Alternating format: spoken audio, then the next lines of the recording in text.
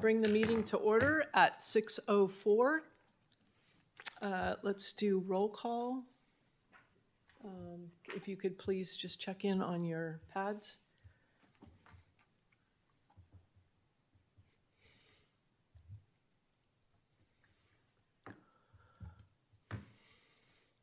And I have no way of checking to see if everybody's checked in. It doesn't show up on my thingy.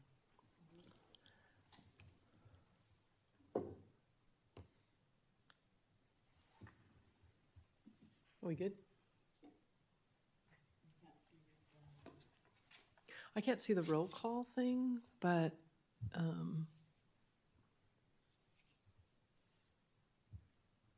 okay, well, we'll just move on. Let's see, do we have any public comment on closed session items? And then I'll read the closed session items.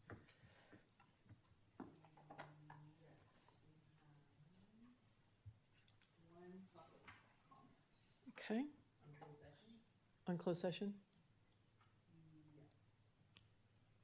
Okay.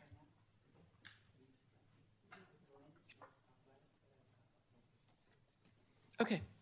I'm going to read the closed session items, and then we'll have the speaker on closed session items. 2.1 is public employee discipline, dismissal, release, complaint. 2.2 is consideration of student grade/records challenge appeal education code sections 35-146, 49-066, and 49-070. 2.3 is conference with labor negotiators, Government Code 54957.6, Subdivision A, employee organizations, CSEA and TA.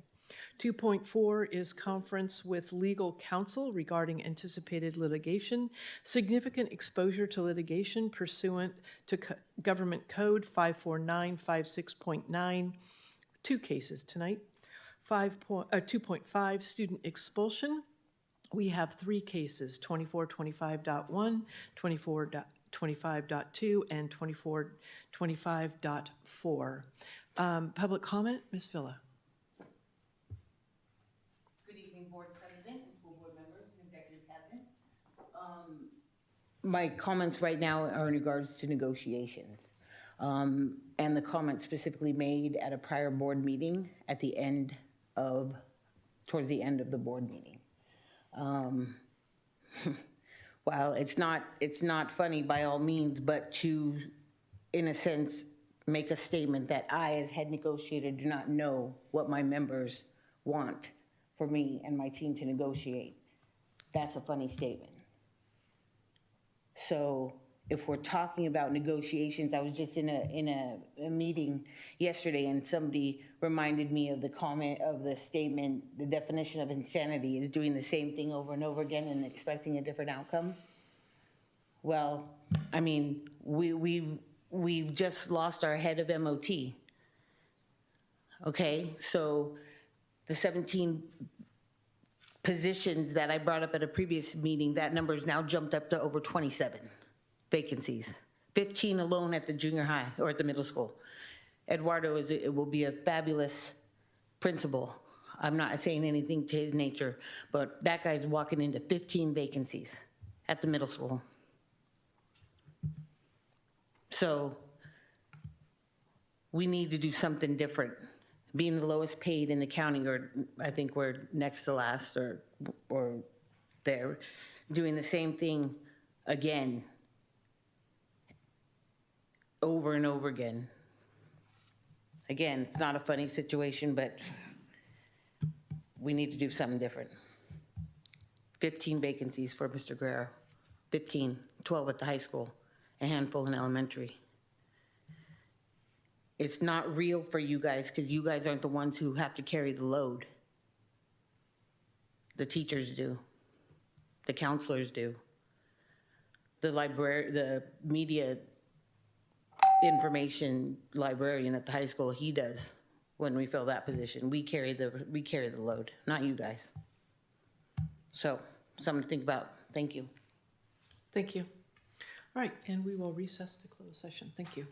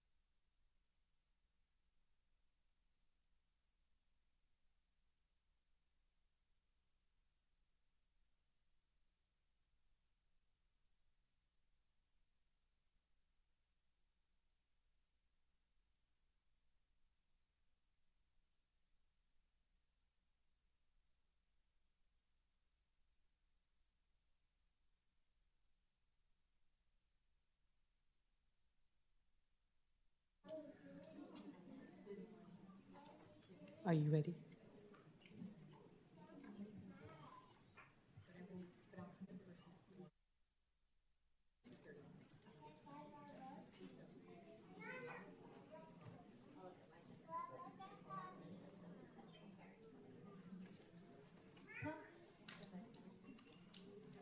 Thank you for your patience. I'm trying to hook into the Wi-Fi.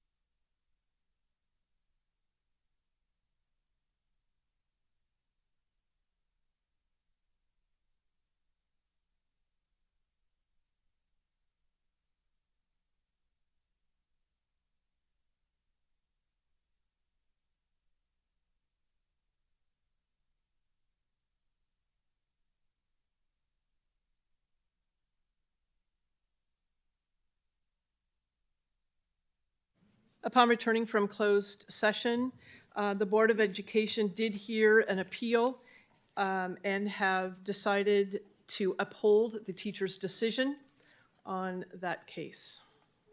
Do I need to say anything else other than that, Superintendent? That's okay. Do I need to say anything other than the Board of Education heard the appeal and the board has decided to uphold the teacher's decision? No, that's correct. Thank you. All right. In-person meeting practices and information. Before we begin, I would like to remind everyone that the board appreciates and supports stakeholder input in our meetings. However, it is important to note that a board meeting is not a meeting of the public, but it is a meeting to conduct the district's business in public. Everyone should have a chance to express their opinions respectfully within the guidelines the board has established for its meetings so that the board is able to conduct the meeting effectively and efficiently. During the meeting, there will be time for public comment on both agenda and non-agenda items. As of January 2025, public comment will only be conducted in person. And if you plan to speak during public comment, rather than at the time of the individual item number, please turn in your comment cards as soon as possible so that we are aware of how many people would like to speak. Thank you for that cooperation. Members of the public may observe the meeting via NUSD YouTube channel or in person at the Newark City Council chambers. Spanish translation is available tonight in person.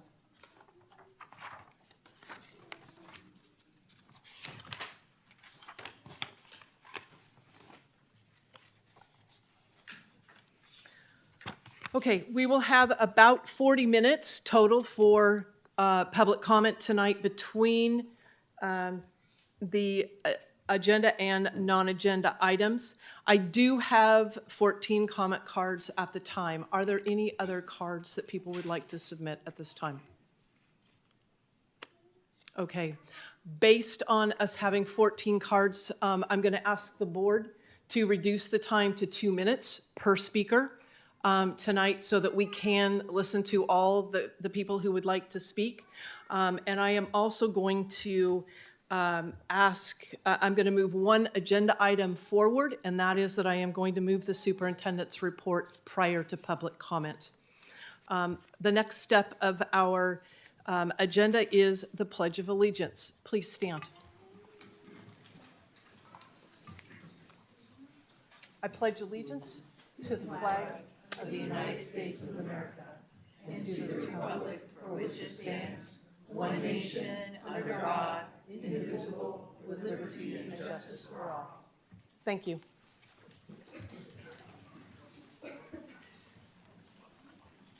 As a reminder here on the dais and in the room, we will keep our focus on the best interest of our students. We will work toward that future, learning from the past. We will stay focused on our goals and avoid getting sidetracked.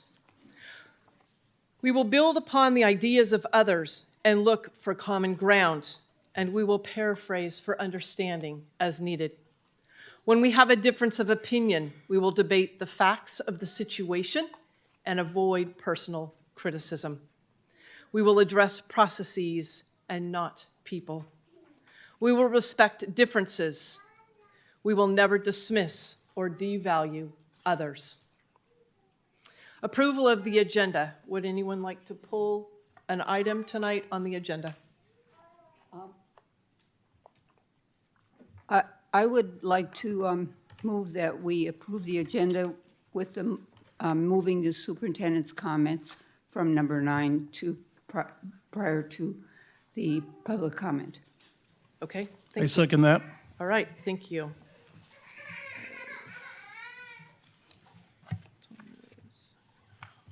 And can I ask for a vote, please?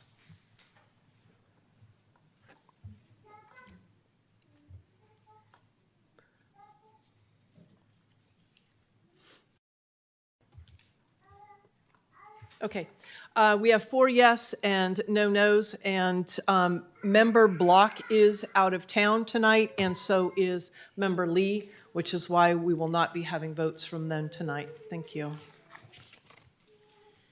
All right, we will not be having a student report as Member Lee is, I believe she is off across oceans for an experience and adventure in her life after graduation. Employee organizations, NTA?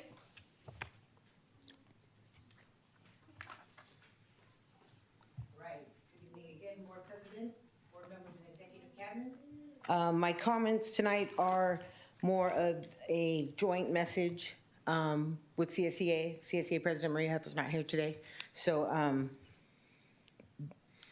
this was a message that she shared at Monday's Measure O meeting, but seeing that it was not recorded or live streamed, we both felt that it was appropriate to read it again. Dear Newark Unified School District Board members, Executive Cabinet, and Superintendent, I come before you today with a heavy heart, saddened, frustrated, and deeply disappointed to learn that once again our district is losing a highly valued and committed employee. Travis DeFreitas, who was hired just this past January, has already announced his departure after only 6 months of service. This loss is yet another sign of the systemic challenges our staff continue to face. Travis stepped into the role of Director of Maintenance, Operations, and Transportation during a time of great uncertainty. At that point, we did not know if or when we would have someone to lead that department. From day one, he demonstrated an unwavering commitment to the role, quickly gaining the respect and appreciation of MOT staff, teachers, principals, and school site employees across the district.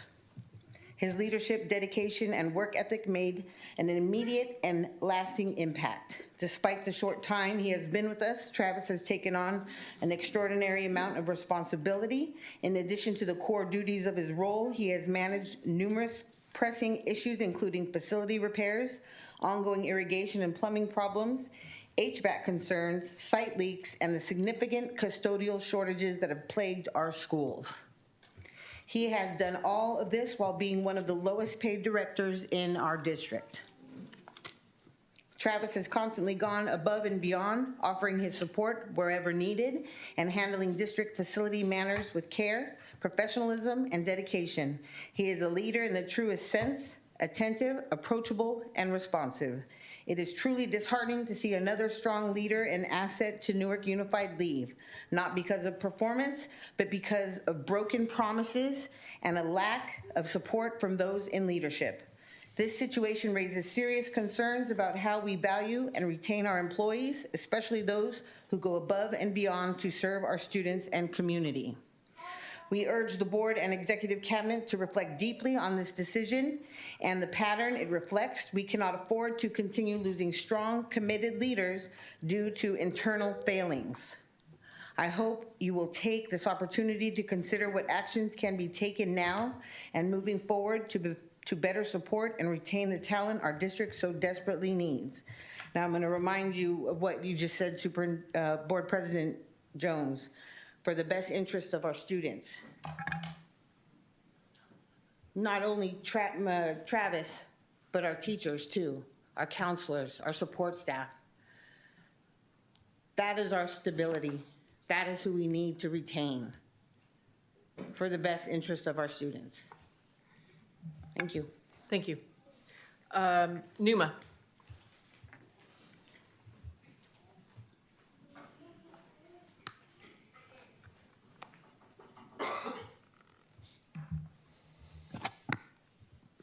Good evening, President Jones, Board of Trustees, and Executive Cabinet, students, and community members.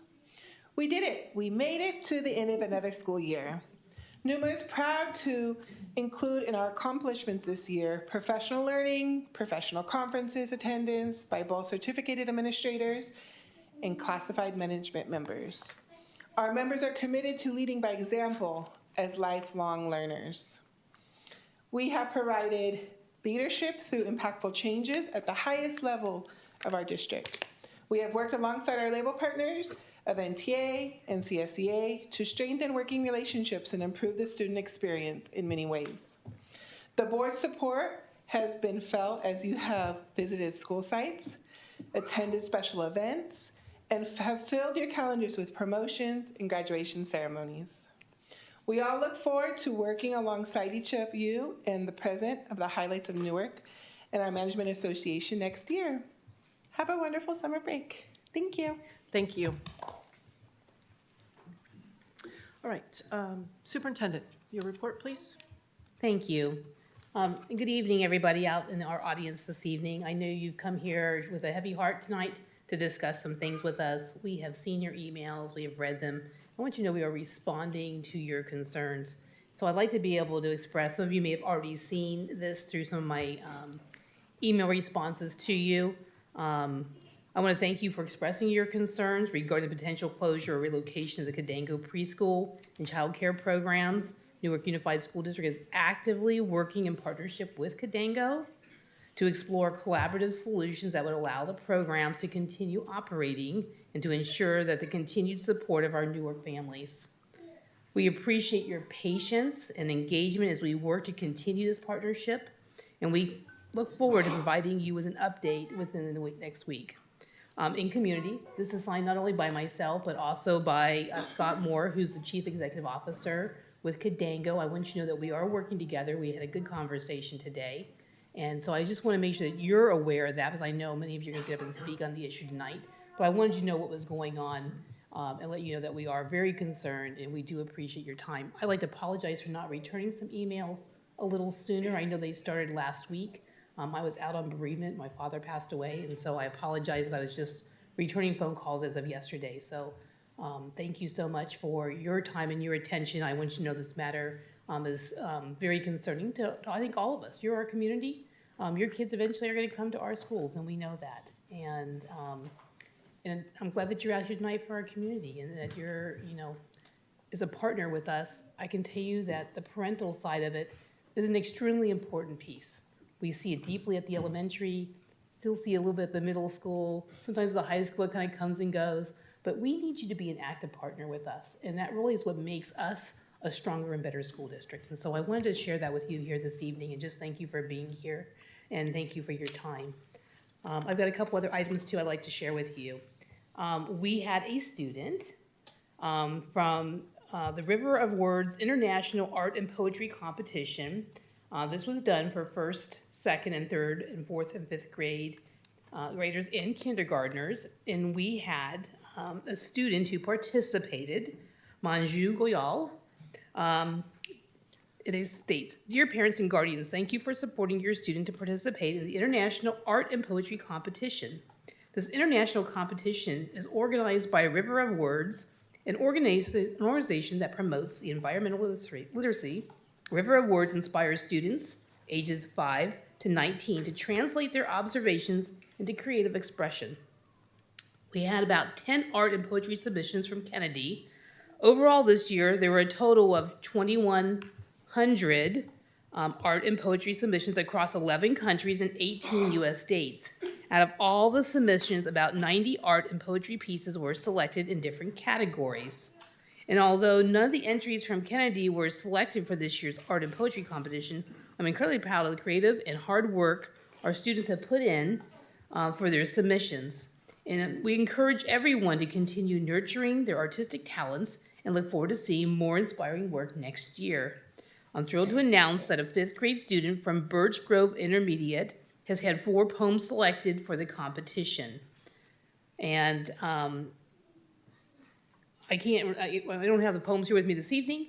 We are super excited, and I would like to be able to get those poems perhaps pushed up over the summer on our website so that we can share those with our community. It's pretty exciting to see the work of our students and the creativity of our teachers to really work with our students to be able to bring out their creative spirits and to be able to express their thoughts through words. And so congratulations. Additionally, I want to share with our board that this year our enrollment through registration has really increased. We're very excited about this. It adds to some of the dilemmas that we have in trying to figure out where space is going to go, because we are actually opening up 4 new TKs this year so far. That means that there's 160 new K students that are coming into our district. I mean, that's super amazing. And we have 100 new kindergartners coming in. In 24-25 school year, we had 387 12th graders exiting. So, you know, we're beginning to kind of even out. There's still more time that's coming. Our outgoing 12th graders versus the new incoming kindergarten TK and kinder, it's about 127 students right now difference, but we still have more registrations still in the queue that we're working on. We have served approximately 710 families who've come for either appointments or walk-ins at their enrollment center since opening on February 25th. This does not include the days that they were closed.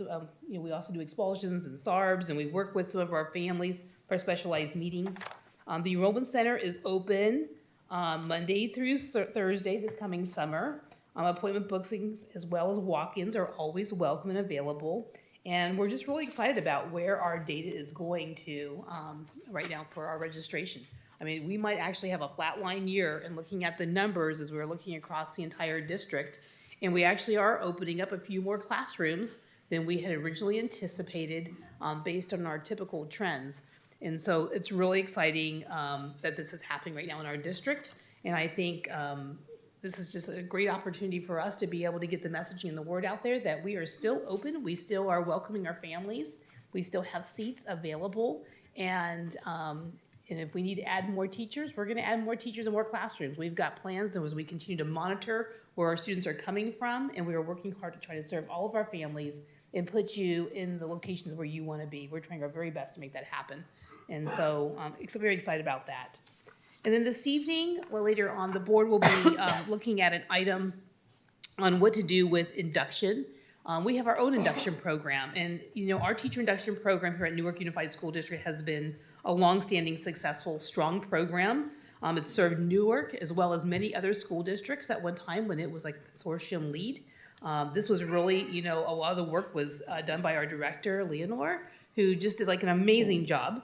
However, due to budget cuts, we have made the decision to move the induction program to Alameda County Office of Education. Alameda has applied, as you may recall, for a program of induction. In the meantime, they're going to be doing the Pleasanton Unified School District. And at the last board meeting, you might remember that there was an MOU with Pleasanton. And so I just want to make sure that was really clear that they have selected the Pleasanton program to use for their adoption while they're working on their own ACOE induction program. But they've been really very collaborative with us, and Leonore has worked very closely with them to make sure that elements from our program get aligned with that program, and that our mentor program will be sustainable underneath our model. They kind of blend with the model that's in there, and they've worked really hard together. And so I really want to thank, if Leonore's still here, I thought I saw her earlier. Leonore, are you still here? I don't know if she's still here or not. She might be. Oh, she's back there in the corner. There she is. Thank you, Leonore. We appreciate you.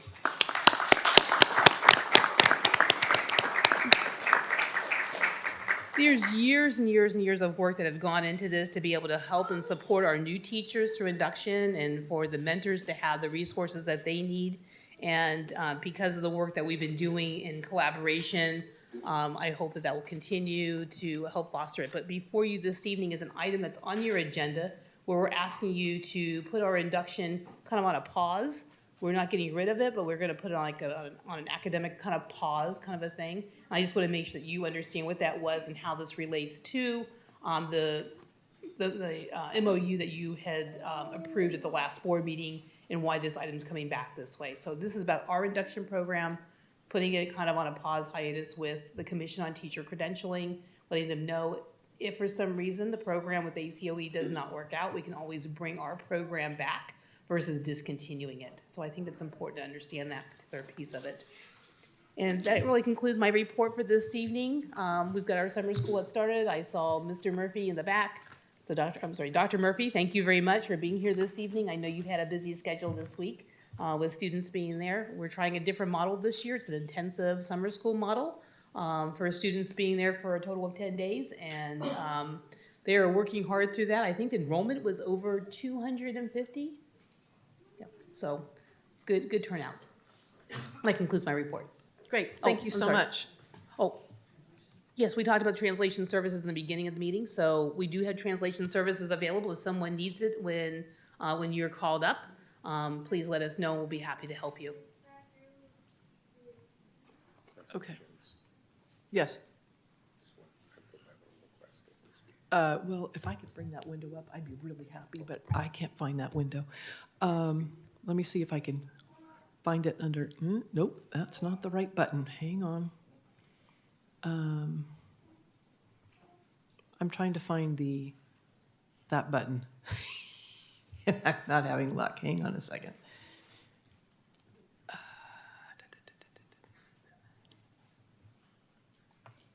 Toya, can you help? I can't even find my own speaker button right now. I can find the vote button, but I am, wait. I'm not finding the button that allows me to get the list of who wants to speak when.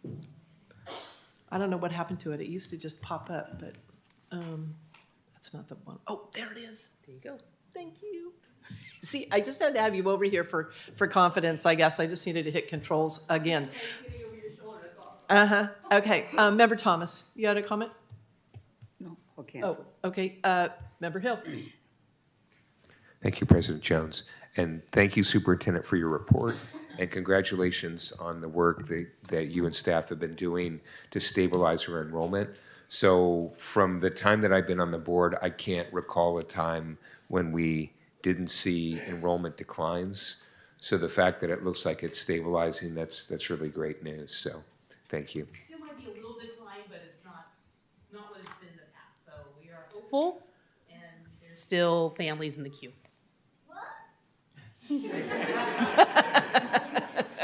That's said. Kids in the queue. Kids in the queue. All right.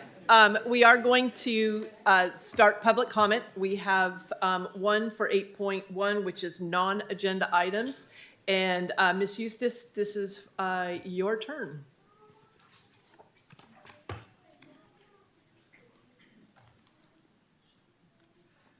Good evening, Board. I haven't been here for a couple of months, so I wanted to kind of give you a report of what TYCO classes are doing. And so we have performed at the Newark Education Foundation at the high school on April 12th, the Ross, their factory in Dublin on April 16th, Fremont Creates, April 27th, Fremont Asian Heritage, May 3rd, that was also in Fremont. San Ramon, their Art and Wind Festival, May 25th. What we have coming up, we have kind of a break in June, which is, I think, good. But we are going to be, July 5th, we are going to be performing at Baycon, which is a fantasy and sci-fi convention down in Santa Clara. We also are going to be doing St. Anne's in Union City on Saturday, July 26th. I just also wanted to let you know we were is that the bell? One more minute. Huh? Okay. We were interviewed by a student out of Stanford. Their professor gave them the task of interviewing us. Apparently, when we asked after they got done with all the questions, it's like, why us? And apparently we have like a prestigious reputation of being a little bit different. We teach a little bit different than they do in Japan and stuff, but apparently they're finding our methods very successful. So I just want you to know the Taiko community, we're getting some raves, and I was not prepared for that, but I'll take it. Anyway, thank you very much. Thank you.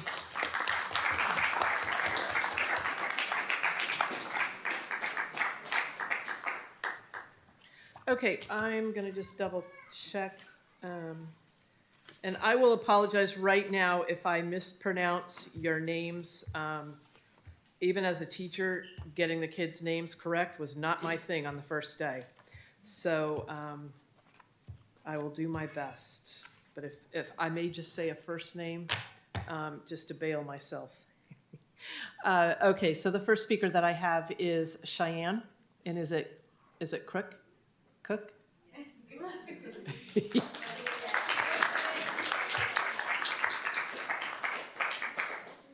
you teach at Bunker? I did. You were my second grade teacher. Oh my gosh. I'm old now. I probably messed your name up then too, It's right? fine. I had a different last name. That back was a then. long time ago. It but, was. Yeah, I know. I'm getting old. So am I. Yeah. So I just want to thank you guys for really hearing our community about our Kidengo centers. It's really, really important to our community, not just to us staff, but our families, you know. I know everybody thinks of it as just childcare, but honestly, it's so much more. Like some families that we're working with, we're helping them with things like homelessness, loss of income, you know, abusive relationships. Like families come with so many different things, and of course, we're the childcare. We're teaching them things, but we're also a lifeline for some of these people. We're really here to support them in ways like, I know you guys have TK and all these things, but I feel like we have higher ratio, 8-to-1, and we're kind of able to support more one-on-one with children. And yeah, I guess I didn't do the full time. I kind of went away from my speech because she kind of answered our question of keeping us open. So thank you, Superintendent. I'll leave it at that. Okay, thank you.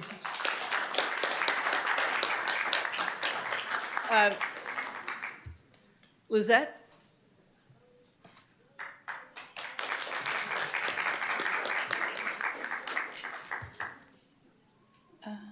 Good evening, Superintendent, President, Vice President, Board members, and Executive Cabinet.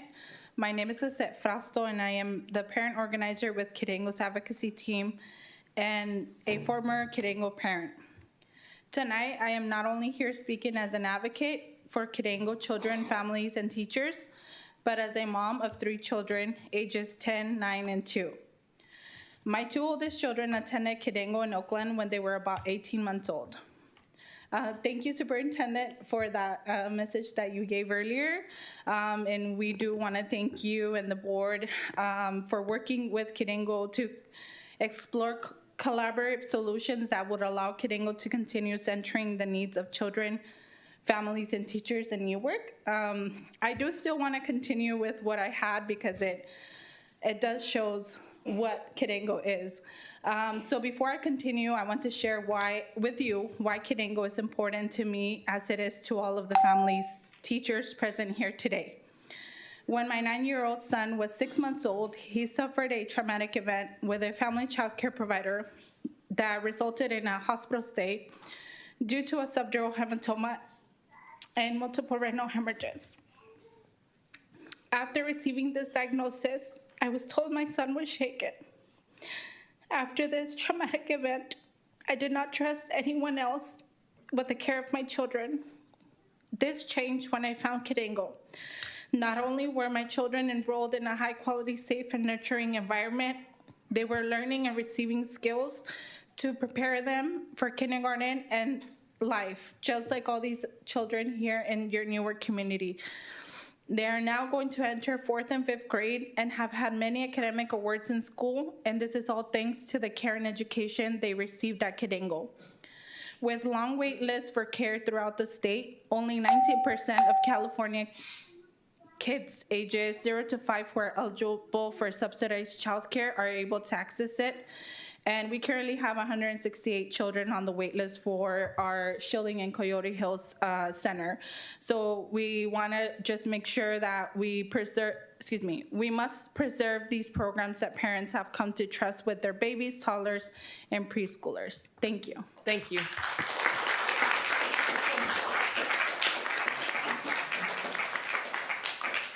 Ms. Willard?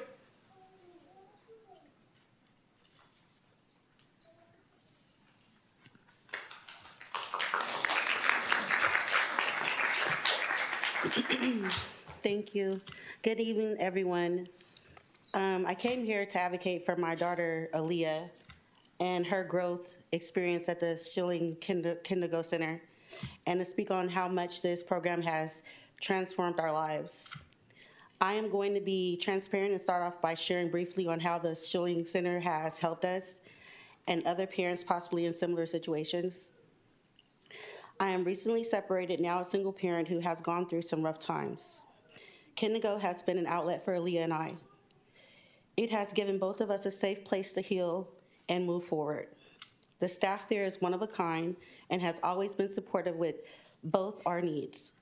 Aaliyah and I have gone through a lot of transitions, and her attending kindergarten here in Newark was by far one of the most positive and inspiring moments we had in a long while. I got to see her open up and make friends and develop relationships with her teachers after the loss of her oldest brother and shortly after a separation between her father and I. I don't think that we truly considered what type of effect this shift would have on our children.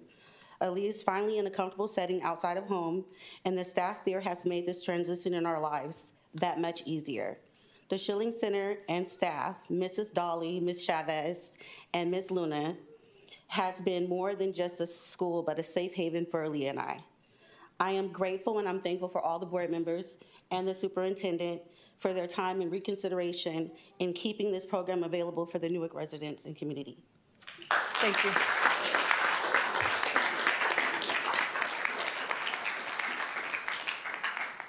Ms. Dolly?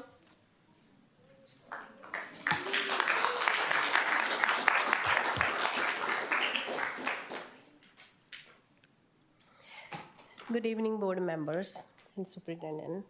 My name is Dolly Guraya, and I have had the privilege of serving as center director at the Kidango Schilling Center.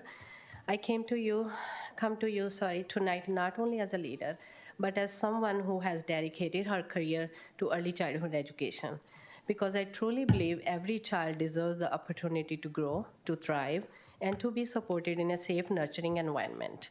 For many families in Newark, Kidango has been more than a school. It has been a place of stability, trust, and support. It's where children take their first step toward lifelong learning, where parents feel confident leaving their children each day, and where educators like myself give everything to help our community succeed. Hearing that our center will be closing has been very difficult, not just for me, but for our staff, our families, and most of all, the children who depend on us. This decision does not just impact a program, it affects people, relationships, and futures. I have always had envisioned retiring from Kidango after helping prepare the next generation of early learning leaders, passing on the knowledge and care that built this center into what it is today.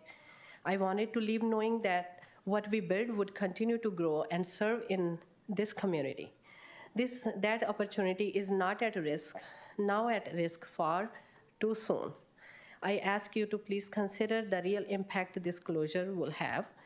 These families trust us with their children. This is not just about losing classroom space, it's about the disruption of care, learning, and community that so many have come to rely on. Thank you for your time, your attention, and your willingness to hear our voices. I truly hope that there is still a way forward for us to continue serving Newark's children and families together. And I'm very thankful to Tracy Walker, Superintendent of School, who really heard our voices and your email. Thank you so much.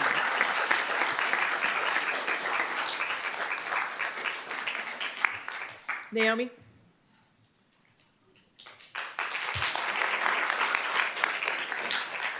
Good evening, everybody. My name is Naomi Benavides, and I am the Administrative Center Aide for both Cadango Schilling and Coyote Hills Centers. For over a year, I've had the privilege of working closely with amazing center directors like Ms. Dolly and Ms. Adriana, who couldn't make it tonight, alongside with the incredible team dedicated to our community's children and families. During this time, I've built strong relationships with the staff and children. I've also witnessed firsthand the deep bonds between the teachers, their students, and families. The news has broke my heart in many ways. The teaching staff at both centers have served the Newark community for decades.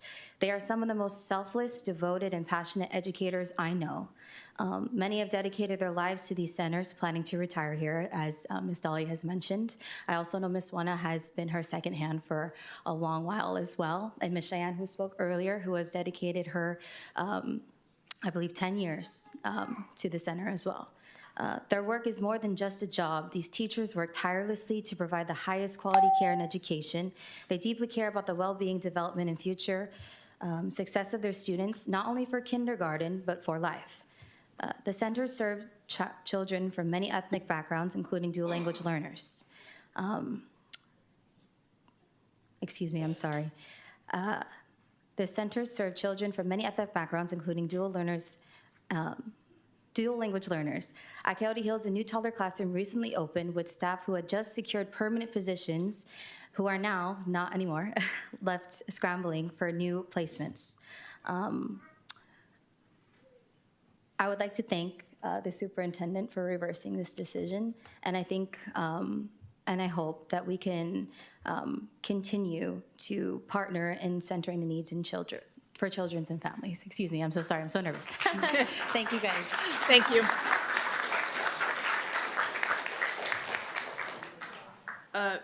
Natalie?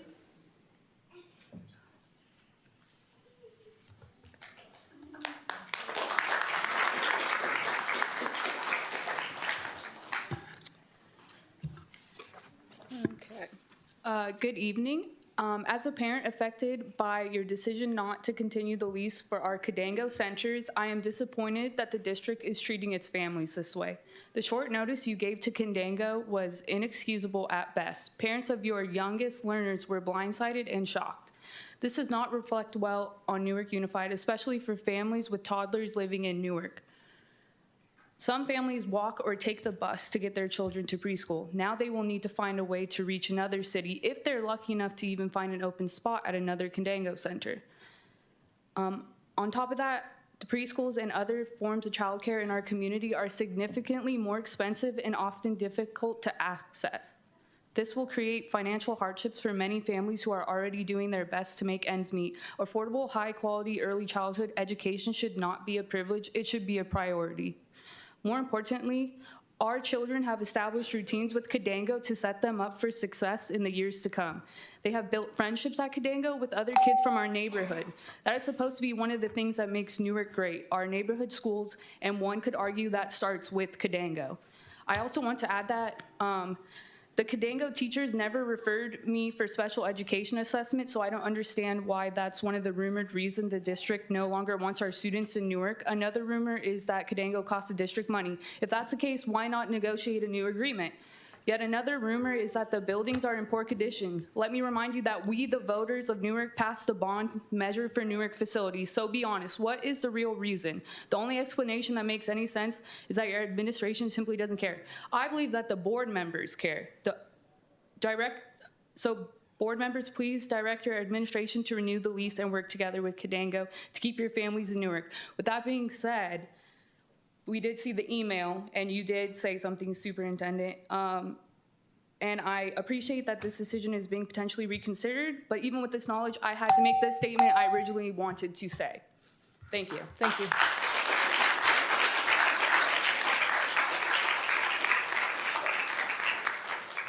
Elizabeth?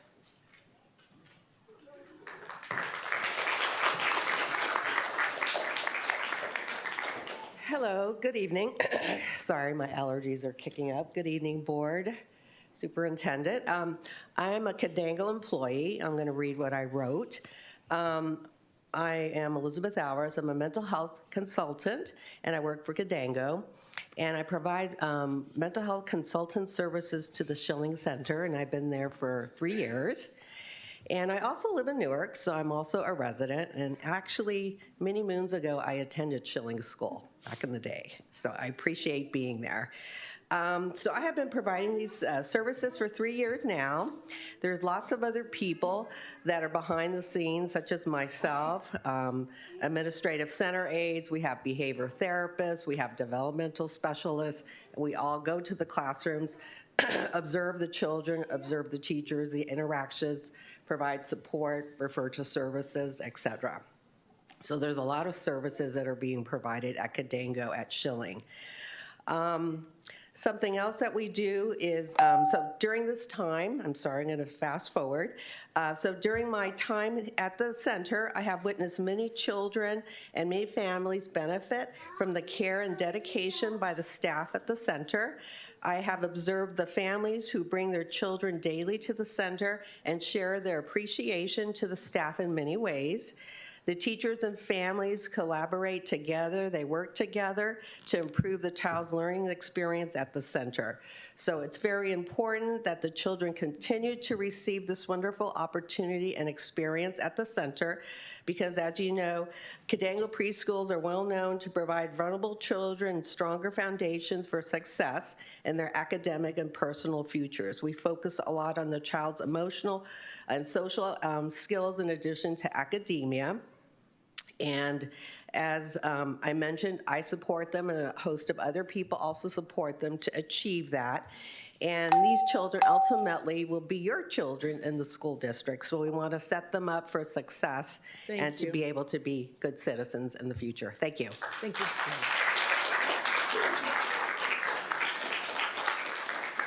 Emily?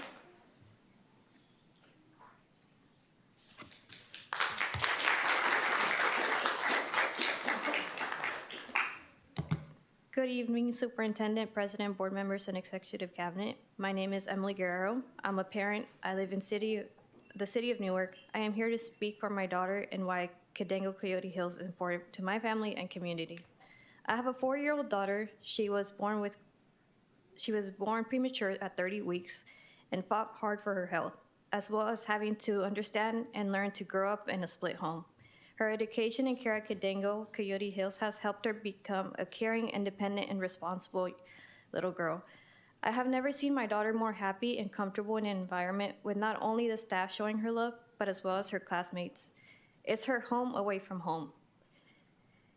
All the staff goes above and beyond to make sure she's always being supported in everything she needs and to help her succeed. This has helped me and my family to feel at peace with being away from her while working to provide a home for her. Thank you for listening and for your consideration to continue to allow us families be at peace that our children can keep succeeding and getting that loving education that is very hard to find. Thank you.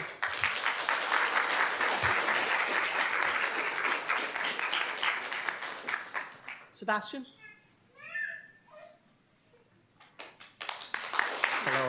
Hello.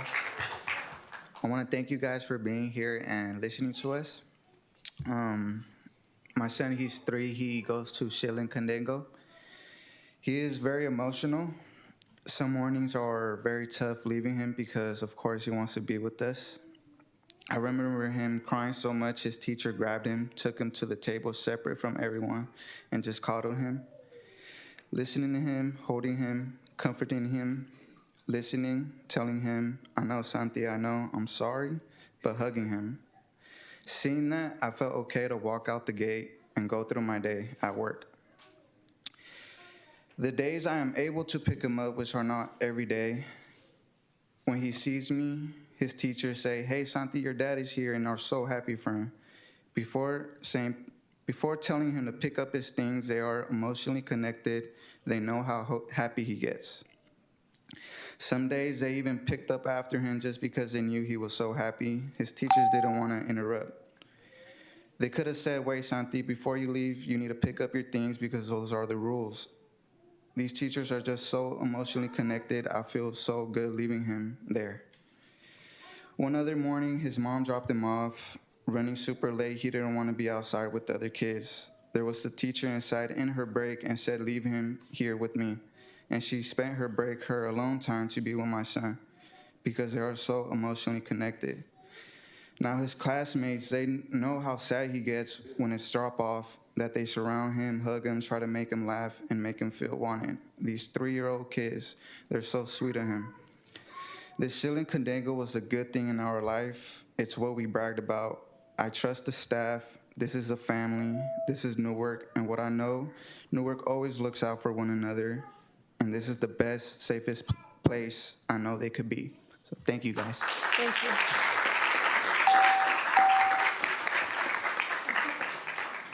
Michael?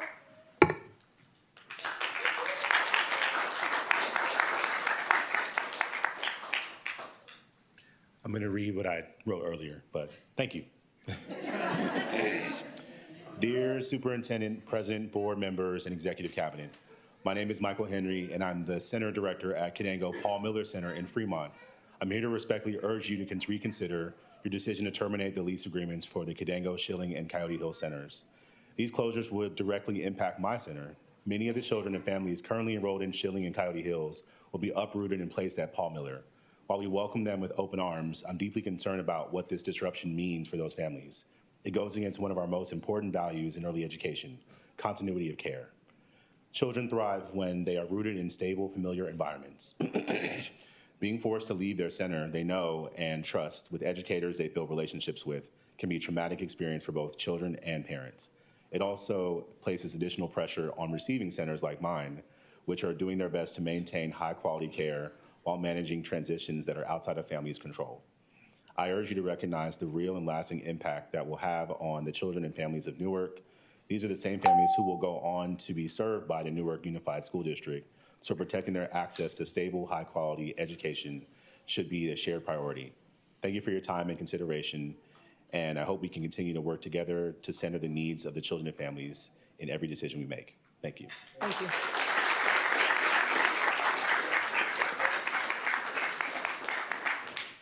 Letitia?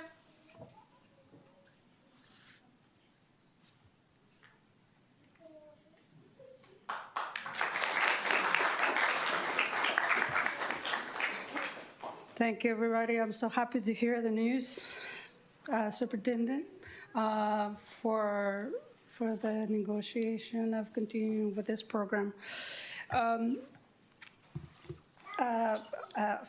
To the board as well, and the audience, everybody that is here to support the children.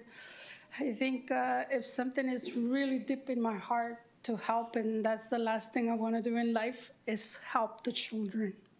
Help them achieve their goals in life, no matter what background they belong, what communities they belong. Children need an opportunity to succeed, and they have it in them. You, the teachers and the superintendents and the educators, have the tools to provide that for them. And I'm grateful for that. But not only for this time, but to continue supporting the kids as long as you are in these positions. And as long as I'm here, I live I'm an Alameda County resident, I will do that. I will provide that support that I can do myself. And this is what I wrote before I heard the news, like everybody else. It's thank you for allocating the funding needed for the pre-kindergarten in Kandango and the Coyote Hills.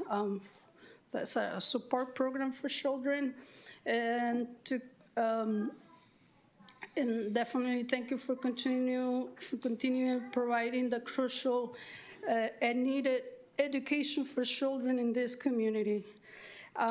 We know that the first 5 years of education are crucial for the development of a child.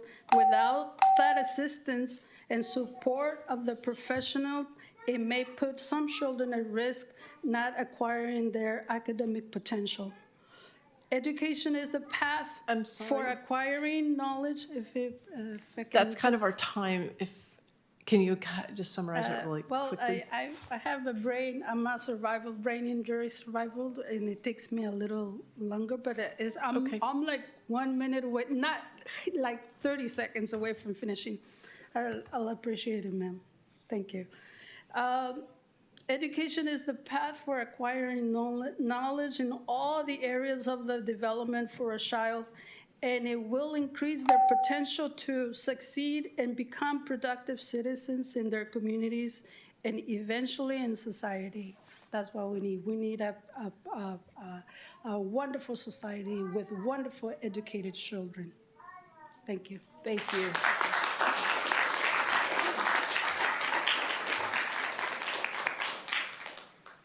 All right, here I go. Is it So Young? Is that how you pronounce it? Okay. Good evening, board members and your families. My name is Soyoung Chang, and my daughter attends the Kirengo Schilling Center, and it's been a lifeline for us. When I was unemployed and became a single mother and struggling financially, Kirengo gave my daughter Zoe a safe and loving place to grow and gave me a chance to get back on my feet. The teachers are incredible. They're so warm, caring, and devoted. They have created a space that feels like family.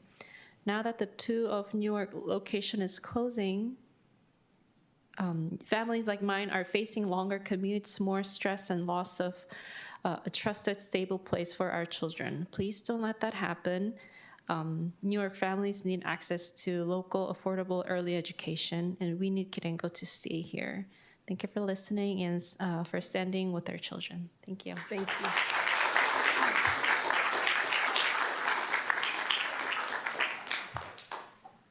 Okay. Is it Luke? Lorenz? Oh, you know what? It is. I apologize. Now I get the P. Yes, Lupe. Thank you. Hi, Lupe. I tried to make it through the whole list without making any bumbles, but I apologize. That's quite all right. Thank you. Good evening to all. And just like everybody else, I was here to advocate for Kidango. But I want to thank you for considering or negotiating to still continue the program, and I commend you for that. However, I will still read part of what I had written, just so that you know that your decision, what you're really doing with that decision. Removing this program doesn't just mean closing a classroom. It means cutting off a critical lifeline. It means isolating families even further and denying children what they may be their only real chance to learn, to grow, and to build a better future. As a business owner, I've seen and felt the fear that grips our community. I have spoken to parents overwhelmed by the rising cost of groceries and housing, and now they are facing the loss of child care, a basic need that quickly becomes out of reach. Programs like Kidango don't just provide child care. They create safety, stability, and hope. They give working parents the chance to provide for their families, and they give children the opportunity to thrive. And that's what you're providing with that decision that you make. Thank you all. Thank you.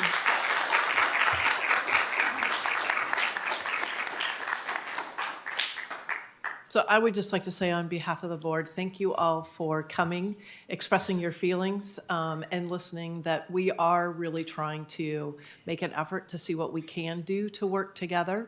And also appreciate the fact that we did cut down to 2 minutes from 3, and you did an awesome job of accommodating us on that point. So thank you so much.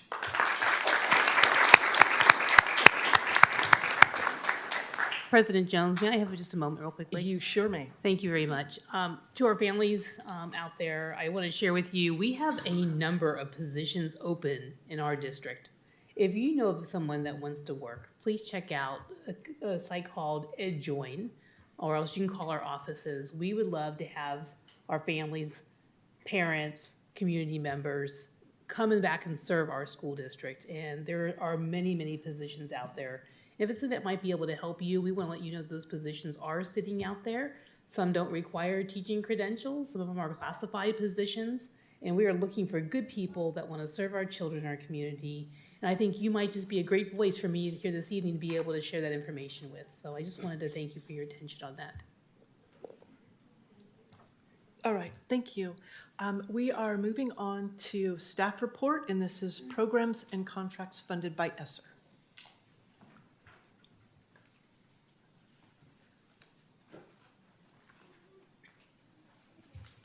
And we'll take a minute or two. If I know that sometimes after public comment, people want to get up and go, so we'll take a couple minutes. And if people want to, you're totally welcome to stay. We love to have you here, but we also recognize that you do have little ones and may want to get home.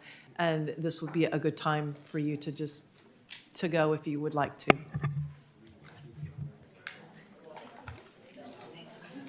Thank you. And then I'll connect you to the screen. Okay. Just give me a second and then I'll connect it. Okay.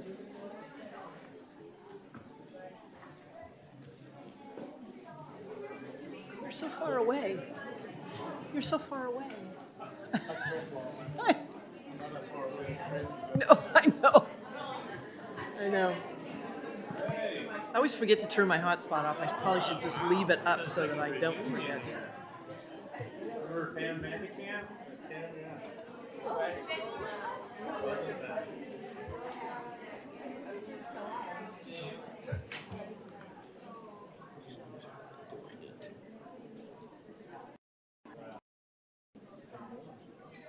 Actually, I don't know that I need to have any of those.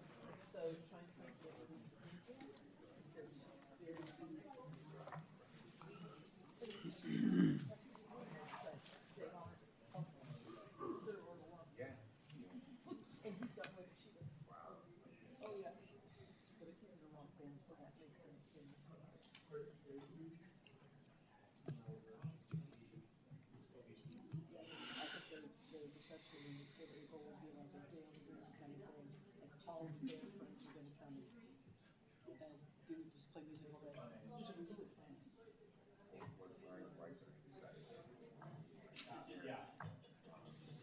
Catholic, but she worships in the Catholic Church. And normally you do the local church is really but so she's Catholic, yeah. But so we talked to her priest there, and he arranged to go talk to the priest at the Carmel mission. So we got married at the Carmel mission. Yeah. And it was really, really special. Yeah. And it was special for me because I've been going there since I was a kid. Field trips like that.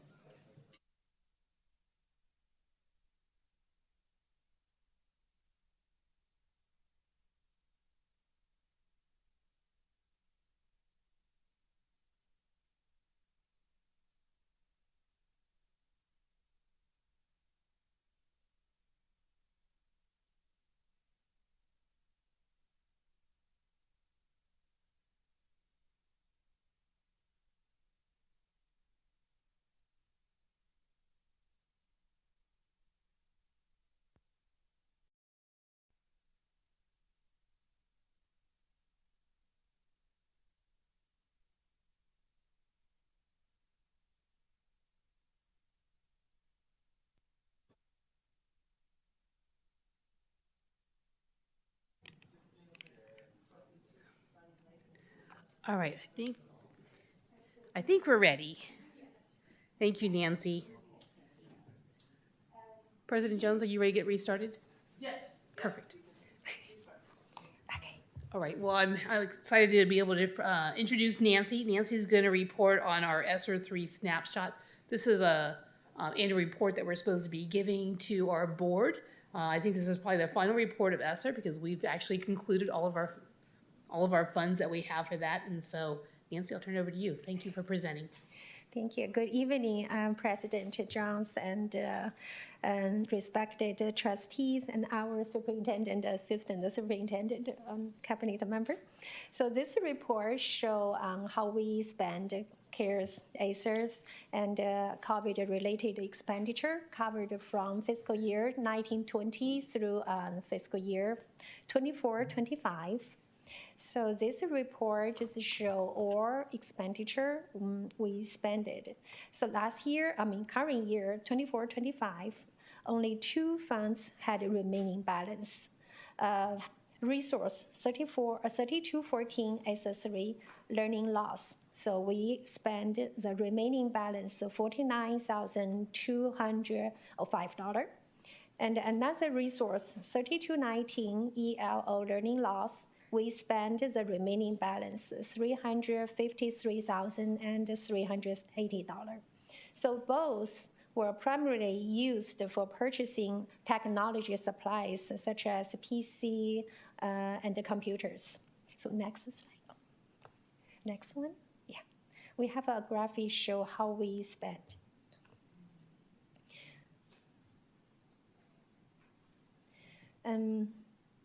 Yeah. Yes.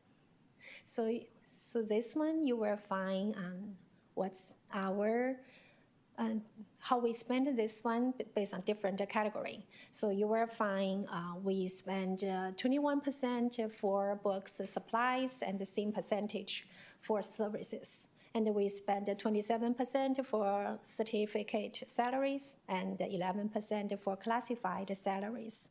So this is the whole picture, show you how we spend these ESSER funds. So the good news is we fully utilized all ESSER funds with no remaining balance. The challenge is that we will no additional COVID-related funds available. So funding from other resources is needed moving forward. Thank you.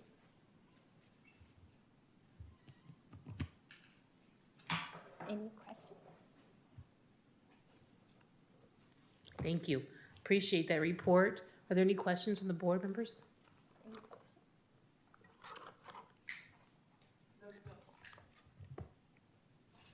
Ms. Chen, right?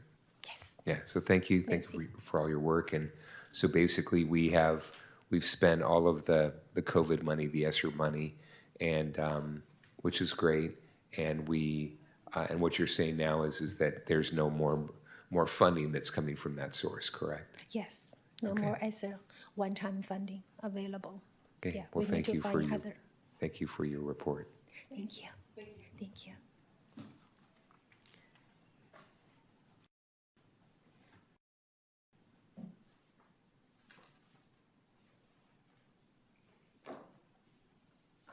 Okay, we are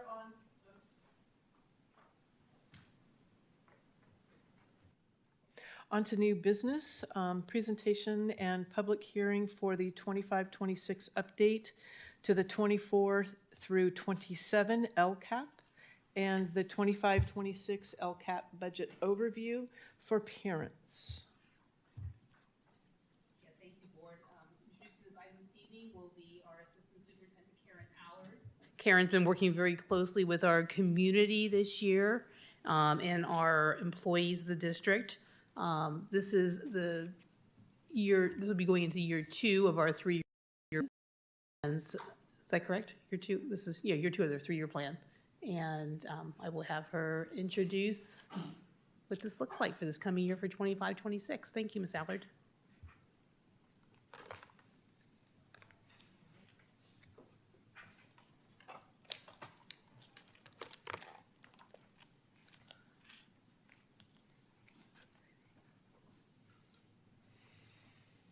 While Ms. Allard's getting ready, I noticed that my staff has shifted to the back of the room. Next year, I'll Test. in the front. Okay, all right. They bailed quickly, didn't they? Yeah, they did. Good evening. Thank you for the opportunity to share information regarding our draft 2025-2026 LCAP, which has been a team effort from across the district. I would like to publicly acknowledge the work of the LCAP Advisory Committee and board members who attended our meetings this year. Thank you for your honesty, commitment, and compassion for unduplicated students. This public hearing and my presentation are required by EDCO to occur annually prior to the meeting in which the LCAP is presented to the board for action, which is scheduled for the next board meeting on June 25th. Tonight's presentation includes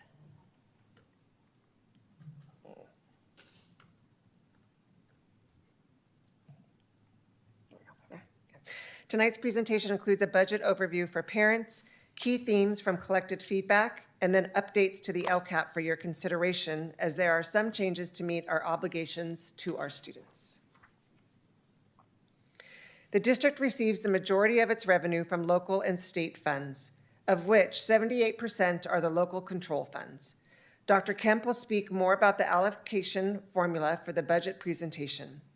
What I want to share with you is that a slice, about $5.3 million, are designated as supplemental or concentration funds and amounts to approximately 77% of the total LCFF allocation. The LCAP is a plan to spend these funds targeted to support 8 state priority areas that I will speak to in a bit.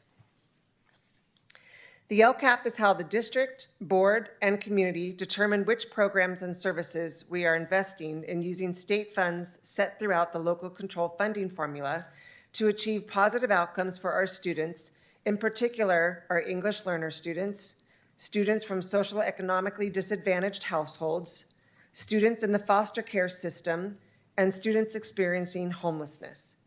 The LCAP is a 3-year plan with outcomes which gives actions and investments time to demonstrate impact or lack thereof before decisions are made to change course. The process of updating the LCAP involves engagement of key staff and community partners for input and feedback. There are 8 state priorities for the LCAP that must be addressed. Most are self-explanatory, however, some are not. Basic necessities refers to access to teachers, appropriate instructional materials, and safe, properly maintained facilities. Course access means all students have access to a broad course of study in all required subjects. Shared is a timeline process and efforts that were taken in developing the 25-26 LCAP cycle, which kicked off with the mid-year report to the board. The data presentations provide the board and the community with our continuous improvement efforts to increase student outcomes, especially for our unduplicated students. In February through May, multiple feedback sessions with educator partners across the district provided their input and suggestions. The draft of the LCAP is being presented to you this evening for further discussion and our recommendations before the LCAP is approved on June 25th. The last date is to submit the approved LCAP to the county for official approval before submitting to the state. Our 3 LCAP goals remain unchanged. Goal 1 focuses on academic achievement to promote academic success. Goal 2 focuses on engagement and school climate. Goal 3 focuses on conditions of learning. And Goal 4 specifically supports Bridgepoint High School using equity multiplier funds to reduce the number of suspensions and chronic absenteeism, and for graduates to be college and career ready. Several key themes emerge from the collected feedback. Increasing English learners' progress continues to be a top priority, as well as social emotional learning and mental health services. There also continues to be an emphasis on funding for site SIPSA plans.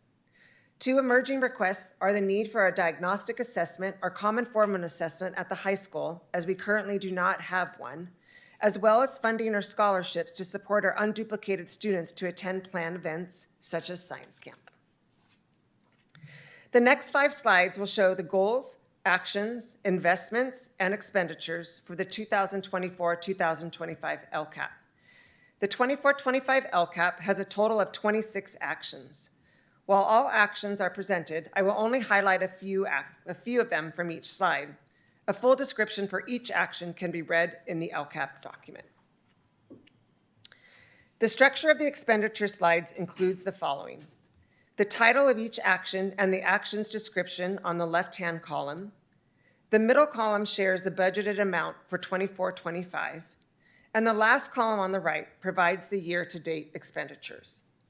Goal 1 focuses on student achievement. Action 1.2 was originally planned for an MOU that did not move forward, as additional supports were being provided for all school sites regarding the implementation of ELD standards. Action 1.3, I will share how this action is being discontinued as a new action is included in the 25-26 LCAP. Actions 1.11 are site allocations to improve academic and social emotional supports for our unduplicated students using their SIPSA funds. Action 1.13 includes a technology refresh. While the IT department did purchase a large amount of Chromebooks for staff and students this year, ESSER funds were used as the deadline to spend the ESSER funds was September 30th, 2024. Goal 2 focuses on engagement and school climate. For Action 2.1, we needed additional translation services for families, indicating an increase in parent engagement. Action 2.5, due to previous funding and an increase in price, the district needed to provide after-school snacks for students attending the extended learning program, causing this action item to be over budgeted. Moving forward, snacks will be resourced from a different vendor to reduce the cost. Action 2.6, 2 positions remained unfilled: the district community liaison and a college career and community services coordinator. These positions will be posted once the LCAP is approved. Goal 3 focuses on conditions of learning. For Action 3.4, transportation costs were not as high for students to attend science-related field trips, as we had 1 school bus driver from our transportation department. Action 3.6 continues to support site SIPSA funds. We have discovered some schools are not correlating a SIPSA expenditure to a SIPSA goal. This will be corrected next school year.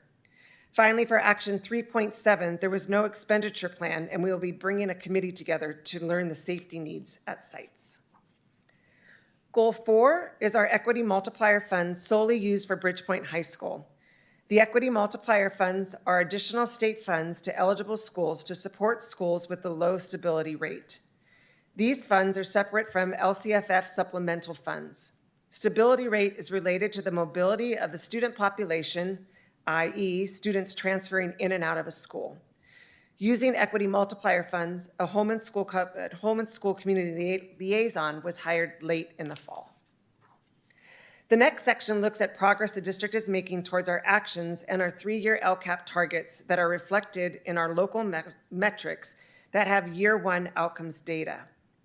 Some of our data is lagging as we do not have current results to share. For example, CAS results for 24-25. Therefore, some data represents results from the 23-24 school year.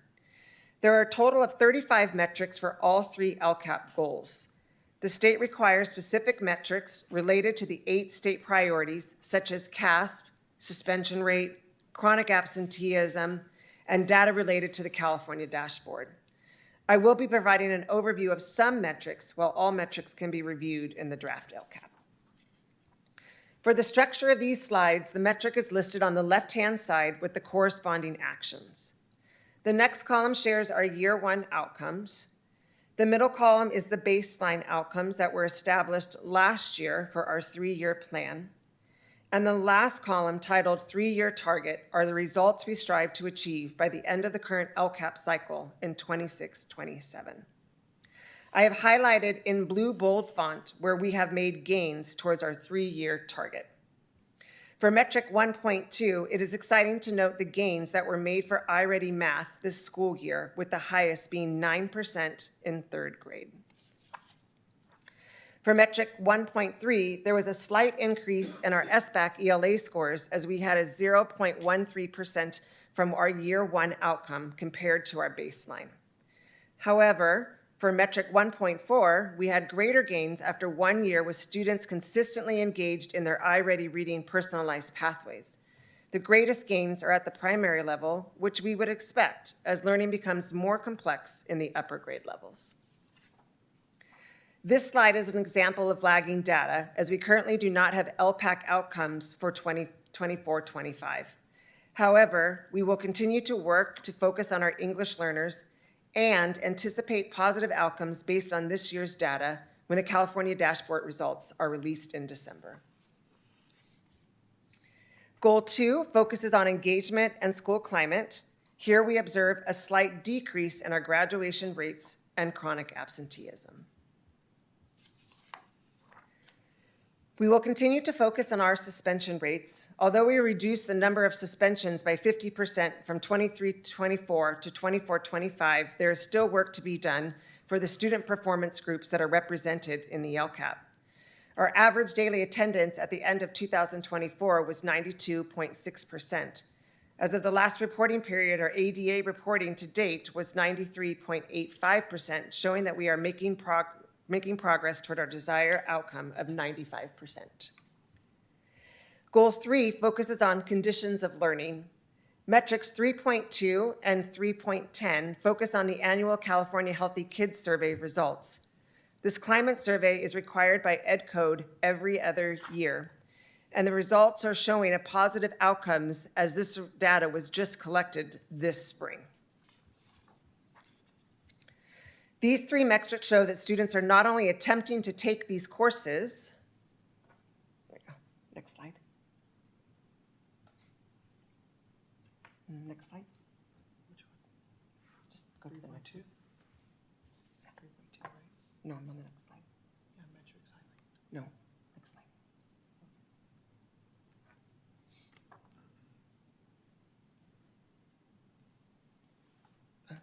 Yeah, right there, perfect. These metrics show that students are not only attempting to take these courses, but are succeeding. Our CTE pathway completion, as we have met or exceeded our goal for all students group with the exception of English learners and students with disabilities. Goal 4 is focused on the equity multiplier funds that Bridgepoint received to reduce the number of suspensions, chronic absenteeism rate, the college and career indicator, and to prepare students for college and career readiness. Impressive gains have been accomplished to dramatically reduce suspensions this school year. We will continue to address and focus on credit recovery and student attendance.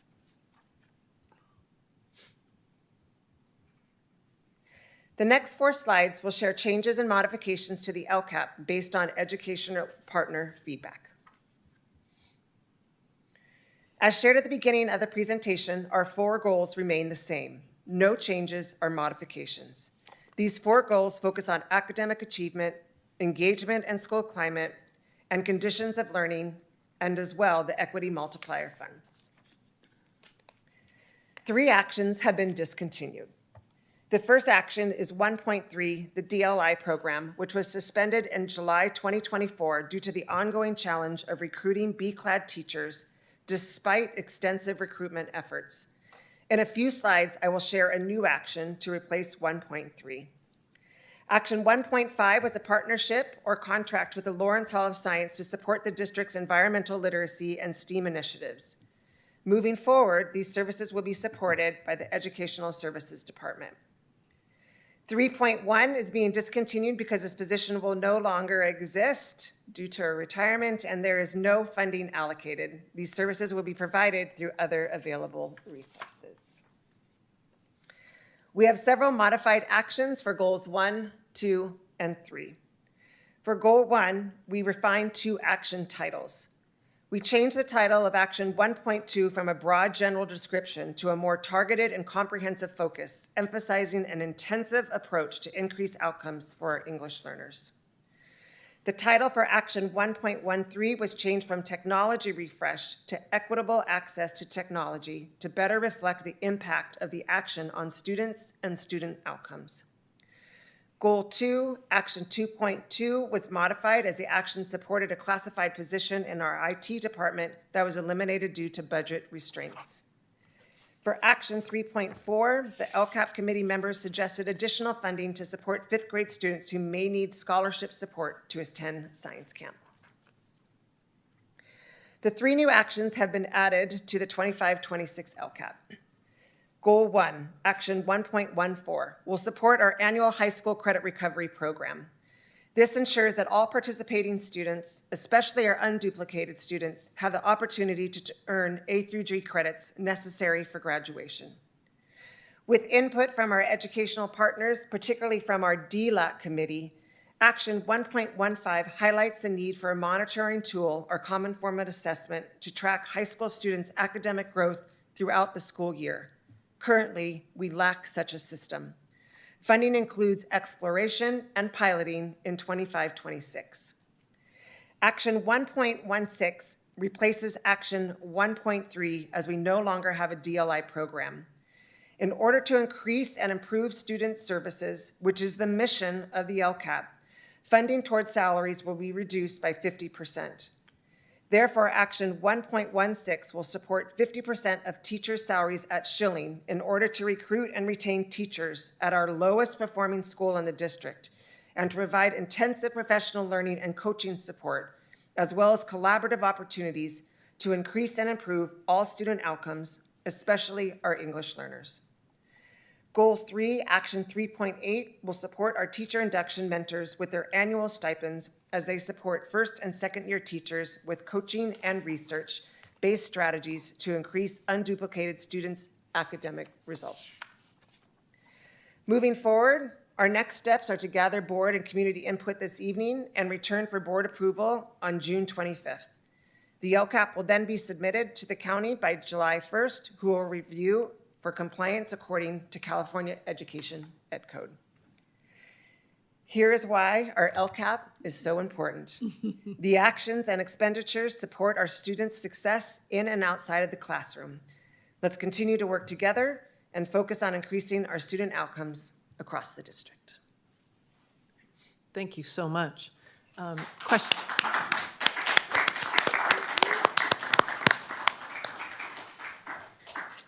Thank you, Mrs. Allard. I really appreciate all the work that's gone into this. We also have our county consultant, Pam, that's here with us this evening. We appreciate your support. I want to thank all of our principals and our families and our LCAP committee for assisting us with this work. This is a huge effort that has been led by Mrs. Allard. And I just really want to thank you for the work that's gone into this, the collaboration with our community, and with our families, and with our school sites. It truly has been, I think, a joy to kind of watch like the outcomes of this that have come about and some of the changes, and I hope the board can see some of the success stories that are coming and also some of the hard work that's still been identified that we need to continue with. Member Hill?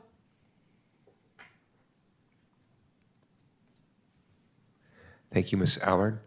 And as an educator, I know that a lot of times the students that sit at the back of the room are not always the ones that pay the most attention to the presentation. So I'm wondering if you have a quiz for them just to make sure that they were paying attention, or just joking. I'm sure they do, because they want their SIPSA funds. There you go. Okay.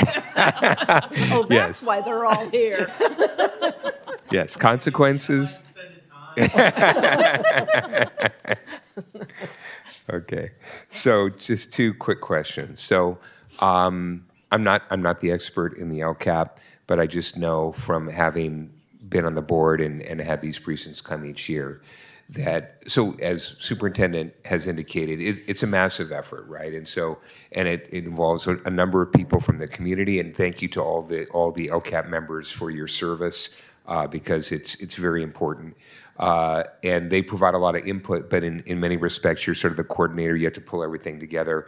And then I know that there's always this mad scramble at the end, and then you pull together a presentation. But ultimately, right, they have to see it. They have to, basically give the thumbs up. And so are we at that point now where they've all looked at this, the consolidated version, and they're like, yep, okay, we're ready to now have the board vote to approve or modify? The advisory committee was given the draft of the LCAP on Friday, so they've had time to take a look at it. Throughout our meetings, I have also provided a comprehensive spreadsheet with all of the actions and descriptions and expenditures that we've spent an immense amount of time reviewing and going over. And I know, being an attendant in the meetings, you could probably attest or also add to that. Okay, great. And then the last question, when you were talking about new actions, and one of the actions was related to credit recovery during the summer. And so, as we've had many discussions about in the past, multiple board meetings around credit recovery and some of the challenges, and particularly around the use of Apex. So can you give us a little bit more detail in terms of what's being advocated for in this new action? What's being advocated in for the action is that the funding for the summer school credit recovery program will actually be taken out of the LCAP, which is currently not being right now. And then that includes both physical summer school as well as online.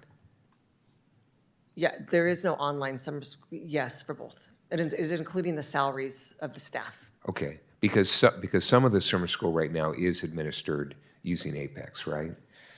Correct, and we are carefully monitoring the use of Apex every week.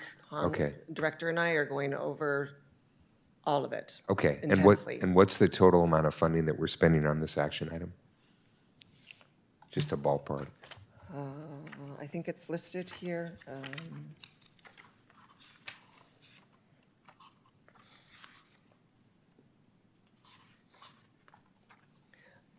I can get it to you. I have it. I just don't have it on the top of my head. Sure, My no problem, apologies. no problem. Okay, but thank you for all your work, and good job. I can get that to you in a board memo. Brianne Goyard.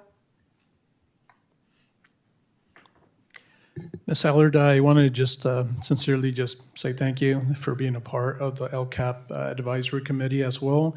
I got to experience a lot of the great things that are happening within our staff, our community members, our parents, students who are really engaged, and also there was a lot of activities a lot of feedback, a lot of information being exchanged, which made it a lot easier and really understand where everyone's coming from to be able to see the numbers come and be displayed. I mean, the layout, the presentation was great, really appreciate that. I did see that we need to work on our high school, right? To have some component to really be able to, like, we don't have iReady, right? So that's something that we are working towards, and hopefully if we could go ahead and get an update, sooner rather than later, to really get the ball rolling.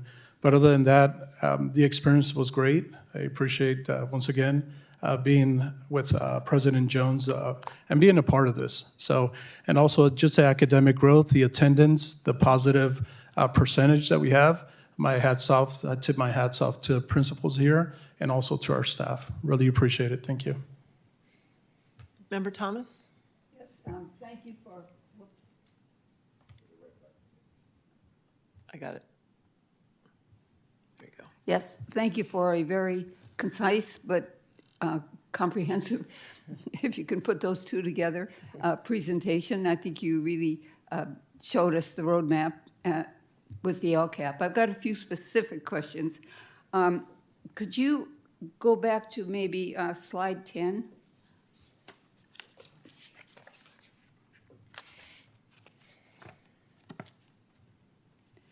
That's 1.2 is ELD standards implementation and support. Right. Is that one of the ones you're changing, or was that what you were referring to later? Yes. Okay. I noticed you say you didn't spend any money, but wasn't there the CABE conference where? We took that funding out of 1 point. We took that funding out of 1.7. What's one? Which was professional development opportunities. Development. Oh, okay, so that's, okay. Then also, I was wondering about the Healthy Kids Survey. I don't remember the exact numbers, but it seemed to me that the percentage of students taking that survey was not as robust as it might have been, or? It was almost doubled from last year, so we had much more input from the 5th, 7th, 9th, and 11th grade students than we did previously. Okay, so I It was a don't know, big push were this those year. numbers on here? I don't know. Do you mind pushing?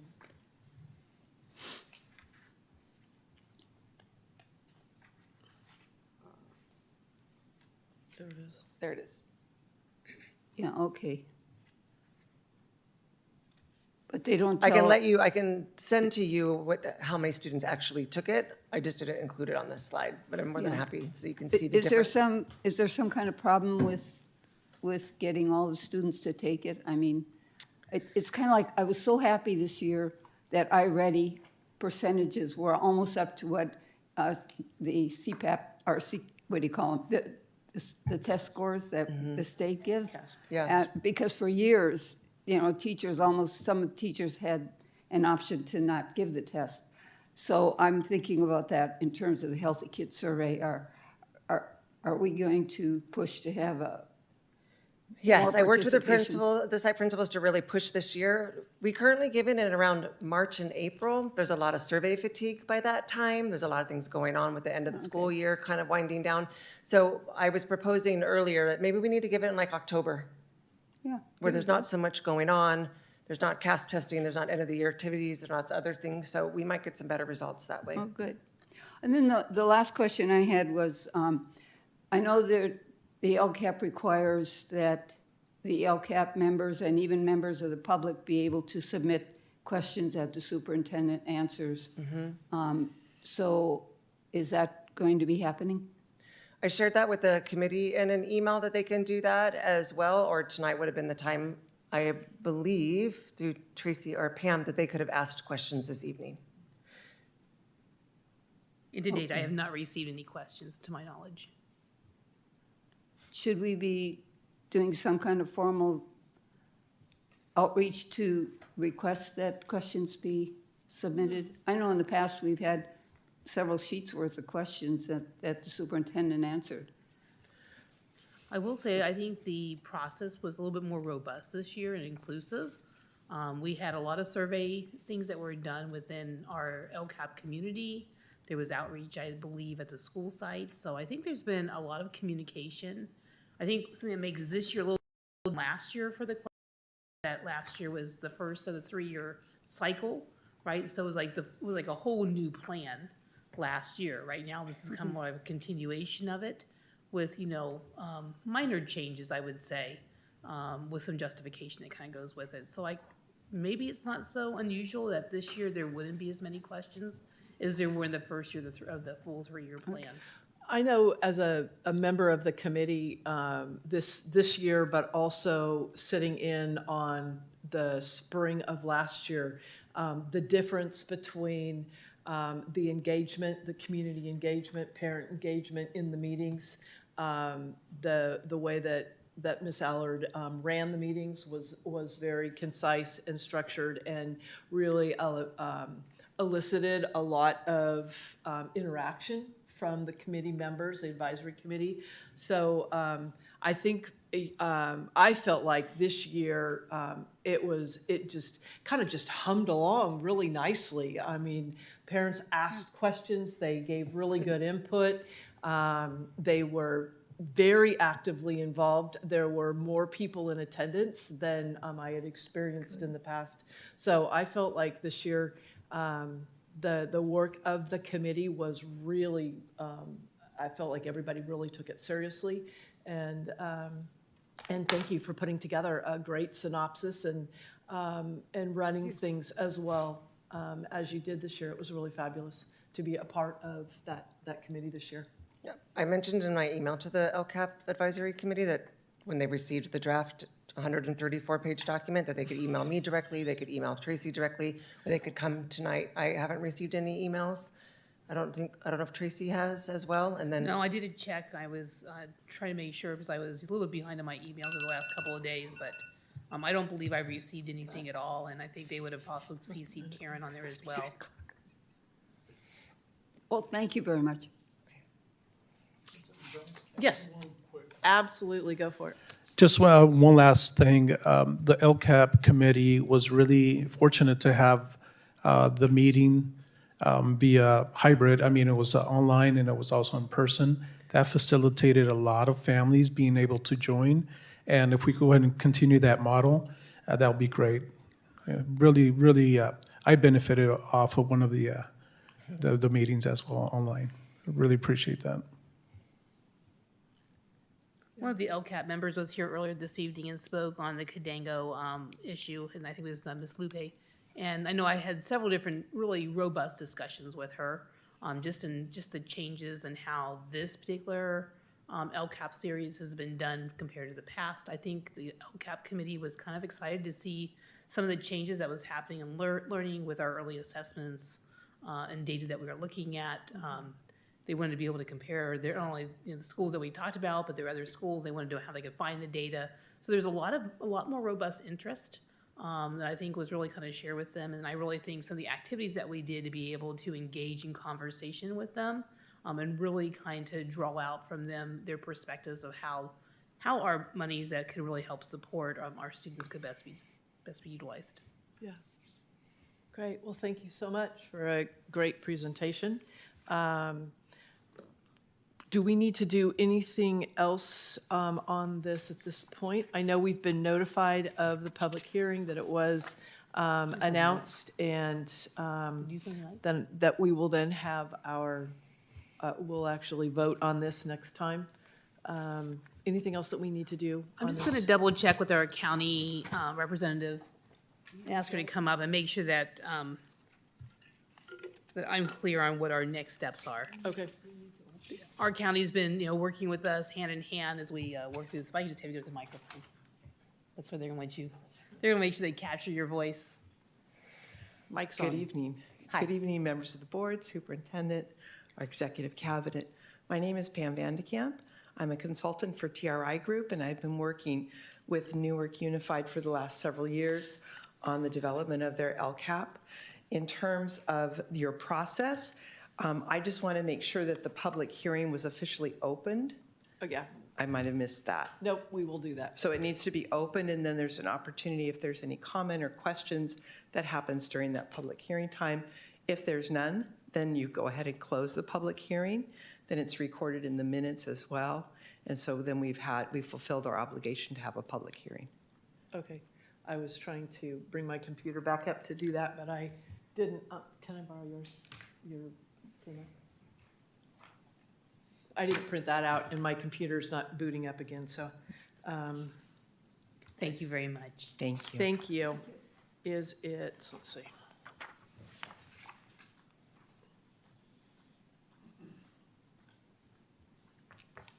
Okay, do I have to say a particular thing, don't I? You just open up the public hearing to see if anyone would like to speak on this matter for the LCAP.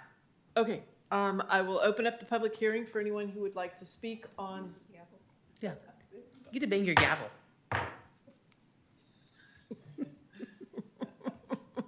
Open up the public hearing for the LCAP. If there is any response for that, you can make it at this time. And with that, I will close the public hearing. And so we have done that. And we'll bring this item back to you on the 25th for a formal vote. Great, thank you. All right, the next item is the presentation and public hearing on the proposed budget for 25-26. Thank you. I'm going to ask Ms. Chen to come forward, and then also online is Stella Kemp. Hopefully we've got Stella online. Fantastic. Stella, can you hear us? Dr. Kemp is online, and she will be assisting with this presentation.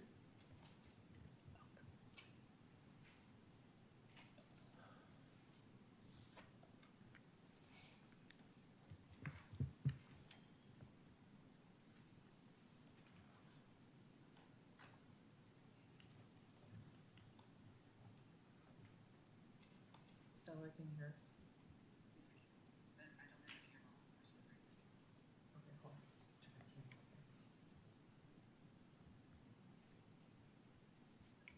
Okay, I'm gonna connect you to the screen.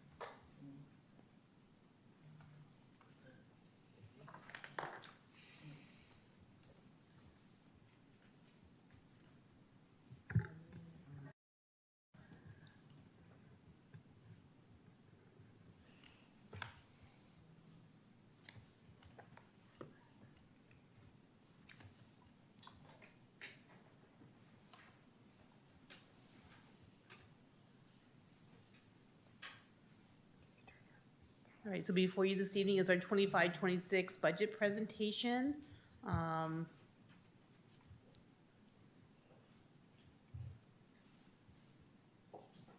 you see me or the board? Stella? Oh, just me? Only me, huh? Okay, let's see here. And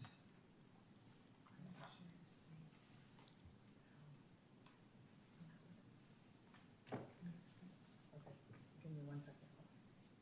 Not sharing my screen. I think we're sharing. Give me 1 second.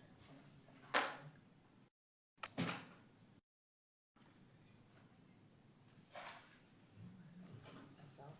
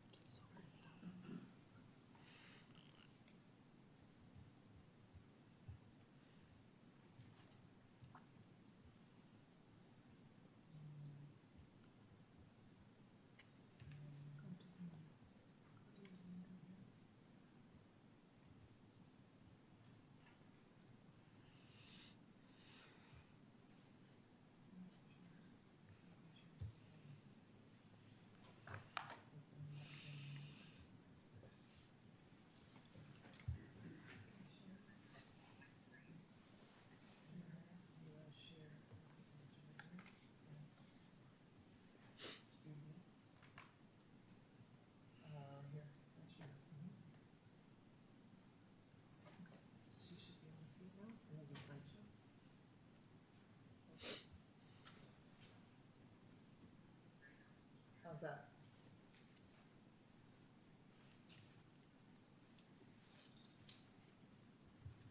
She can still see me. No, she can just, Stella, can you see the screen? No, but then the board can't hear her.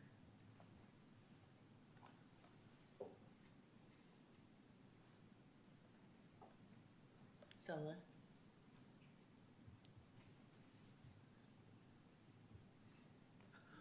Yes, I can hear you. Okay. Are you able to turn your volume up a little louder?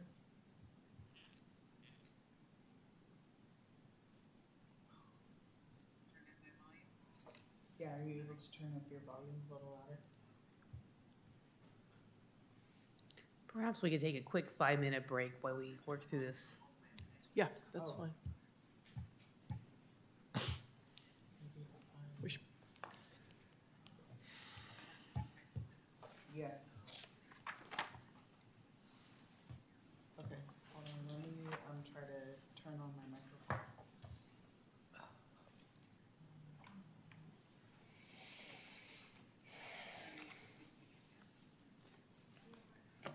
Okay, give me 1 second.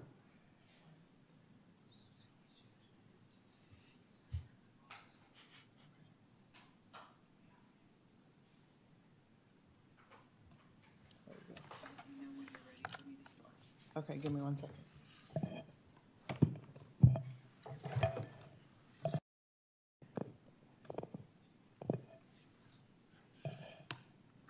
Can you say testing? I turned my volume all the way down. So if somebody could please text me and let me know if the break can start. Toy, are you ready? Almost. I'm trying to find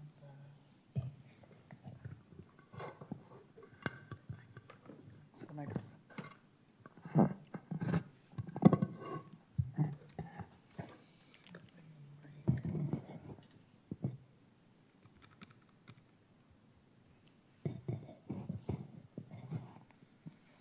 Stella, can you hear us?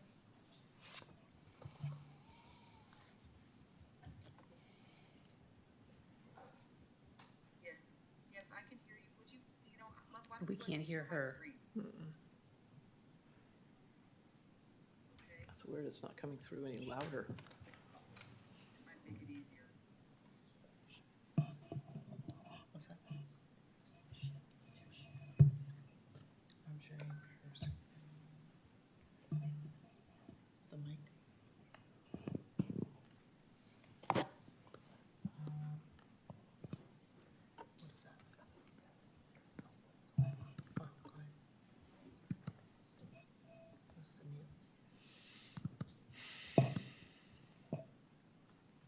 Okay, Stella.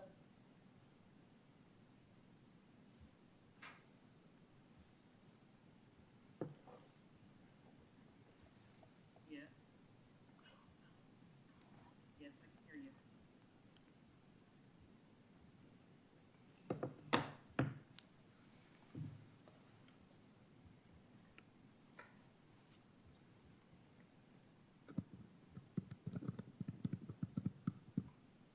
Can we take a 5-minute? Yeah, yeah. 5-minute break.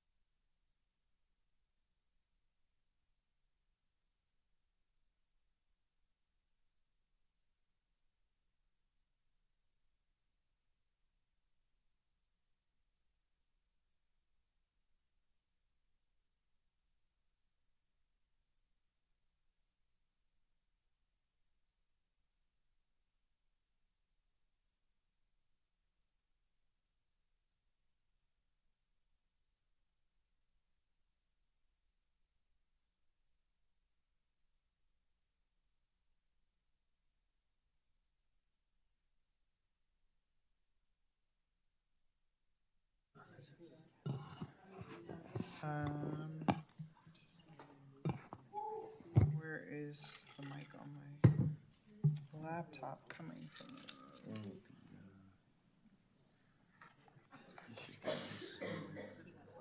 think it's in the. Oh, is there? Yeah, there probably will be a lot of feedback. Sorry. Oh, yeah, there could be a lot of feedback. All right. So how does Sheila do that with, is she using a?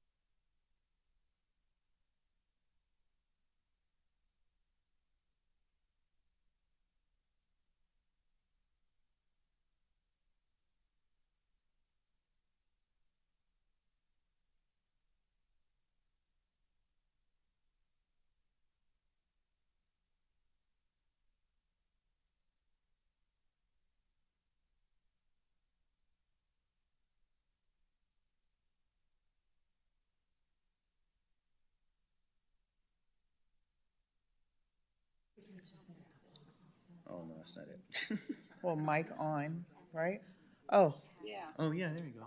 You can hear, oh. I think. Stella, can you, Let's see if we can actually, can she respond? Stella, can you say something? Stella, can you hear us? I'm sorry I interrupted you guys. She's louder. Is she? What's that? Oh. I saw her. Yeah, I heard hello.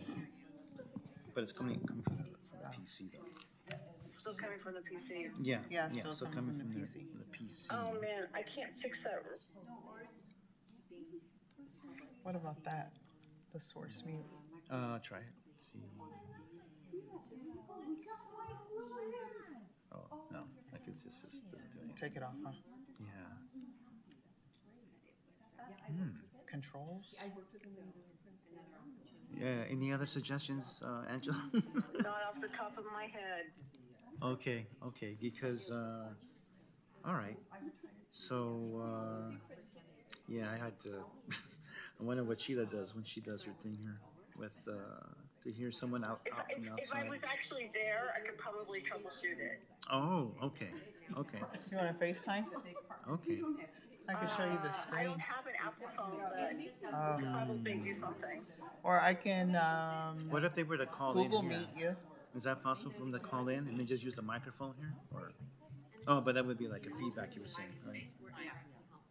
Am I right? Yeah. Okay.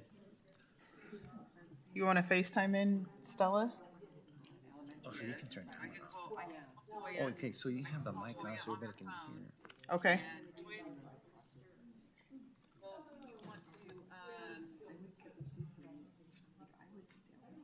Does that matter by FaceTime? Yeah, we can, If you FaceTime, you can put the microphone close to the phone, I guess. yeah, we Or can, here, I don't know. yeah, we can call in and then I could just put the phone up to the mic. It's coming from there, yeah. We could do that. Try that. Okay. You want to do a test then, Stella? Instead of Zoom. A Google Meet? Will that work? You could try. I don't know, but you would have to tell it there to turn on the. Oh, you'll have to But hit then this. that Here. wouldn't, how would that work through there? I don't know. That would be the. Oh, okay. You can hear. Okay, thank you, Angela. Okay, sorry. That's okay. All right. All right, bye. Bye. Bye. So what about Peter? You think he would Um, be more successful? Stella, but then we wouldn't, we don't have a way to stream it through at the city of Newark. Just on the phone.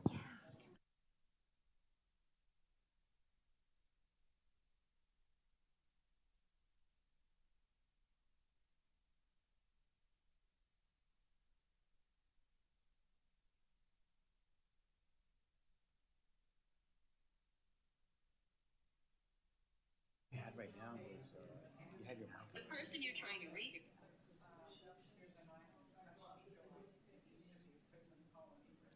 You know, I think that one just pertains to. I don't know how. This one, right? Only pertains to you. Right? Yeah, I think you're right, because when I.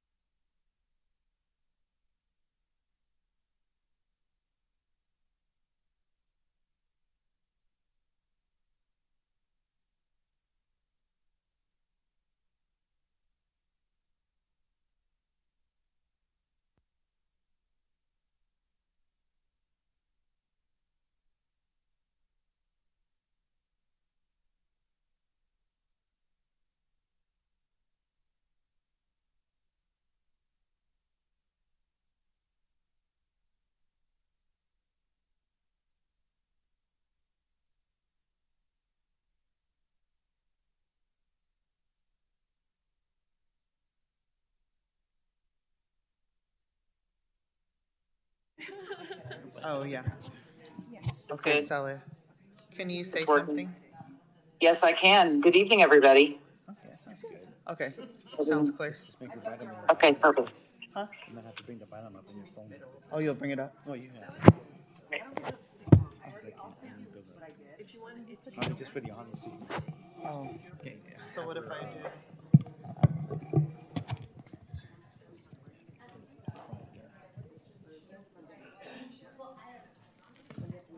Stella, can you say something? Yes, good evening. Does that sound clear? Yes, it does. I can hear some background talking, so it's all good. Okay. Okay. Do it through my cell phone. Yes, thank you so much. Okay, and then I'll just put up the presentation. All right, and then when I'm ready to move forward in the slides, I'll just say next slide. Perfect. Okay, perfect. Okay. Let me see. Let me pull it up right now. Okay.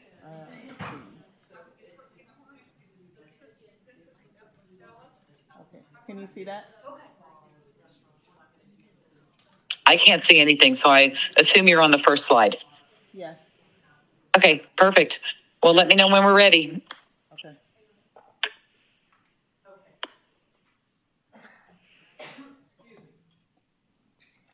I would like to, I think we're going to need to extend the meeting until 11.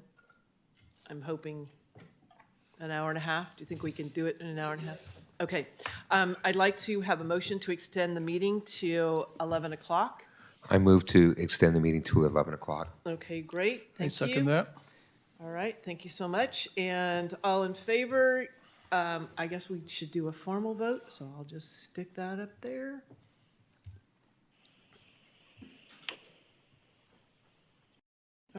We have 4 ayes. Having now extended the meeting to 11 o'clock. Thank you. We are ready to begin our session.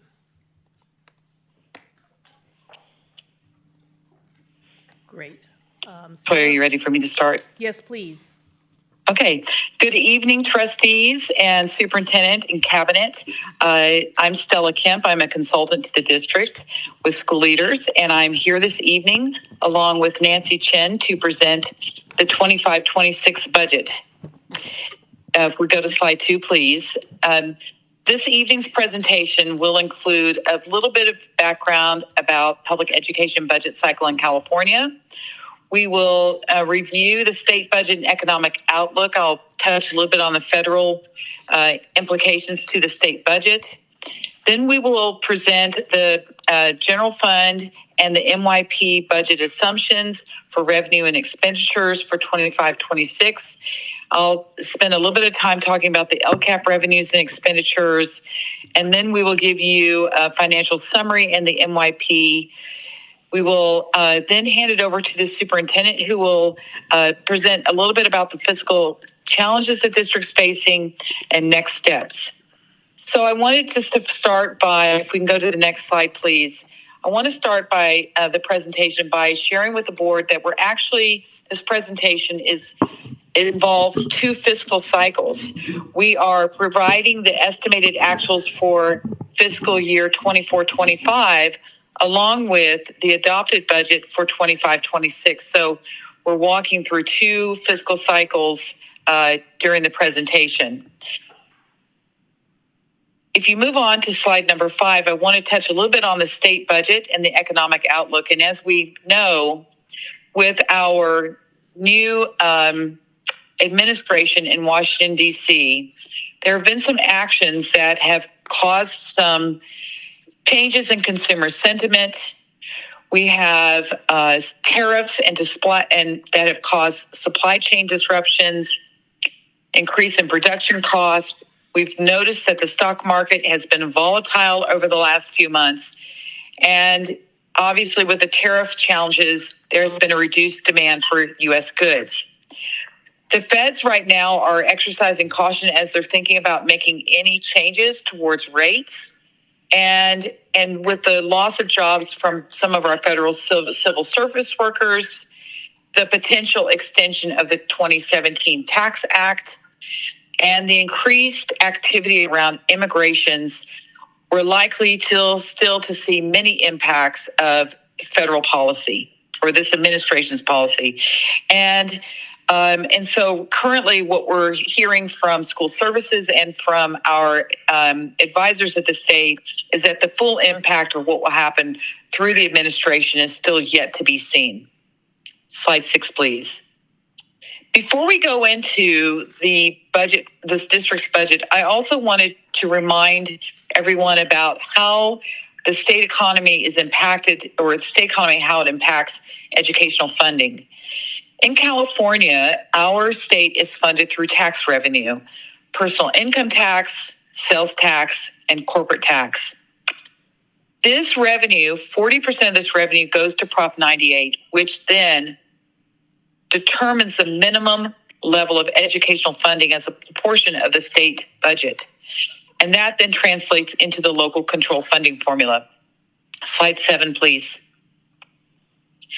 So with the economy, the economic situation across our nation, the stock market volatility, the potential cuts in federal programs, which I will talk about in a little bit, California's lawsuits against the federal government, the revenue in our big 3, so personal, sales, and corporate, has been lowered now by $4.8 billion over the next budget window as compared to January. And California is also expecting to have their GDP decrease in similar pattern over the next cycle. If you look at slide 8, I wanted to show to you 3 years of the tax revenue in California and how it has changed from January to the LAO's May revenue outlook to the May revise. And in particular, you can see there's been lots of growth in California since 23-24. But if you look at 25-26 in particular, you can see here that there is a decline from January until May in the personal income tax. There also is a decline in the corporate tax, and there was a decline in the sales and use tax. So this kind of reflects consumer confidence, the volatile market, and particularly when you look at, if you go to slide 9, you look at capital gains as one of the biggest shares of personal income tax in California. The new prediction is that the capital gains is going to decline since the January budget proposal. And capital gains are actually expected to be lower through 2029. I want to dive a little bit deeper into our, on slide 10, into the personal income tax. And you can see here the significant change since 23-24 in the personal income tax, how it has grown, and now how it's starting to show over the course of the 6-month period since January to May, or 5-month period from January to May. So more optimistic by the governor in January, and now we're down to $1.26 billion in May. I'd also like to go over to slide 11 now and talk to you a little bit about some things in the California economy that are driving the state's budget. As I mentioned earlier, unemployment is expected to increase to about 5.7 before we start to see a decline in 2027. I mentioned earlier that the GDP is expected to continue to decline, and the LA wildfires actually might have about 0.5% impact on the GDP. Inflation will increase a little bit, and then we'll begin to see a decline in 2027. We're beginning to see stabilization in the state population, and as Superintendent mentioned earlier today, we're seeing more students enrolling in TK and K, and so the discrepancy between the class that's graduating and the incoming class is starting to shrink. So we may begin to see enrollment stabilization. The other thing that I wanted to point out too is that with the fires in LA and some changes that have happened around construction permitting, we are still seeing housing permits flat in California. And I think that what they're saying here at School Services is that deportation, high interest rates, tariffs on materials, that this is also going to constrain the housing supply in the near future, or in the near term.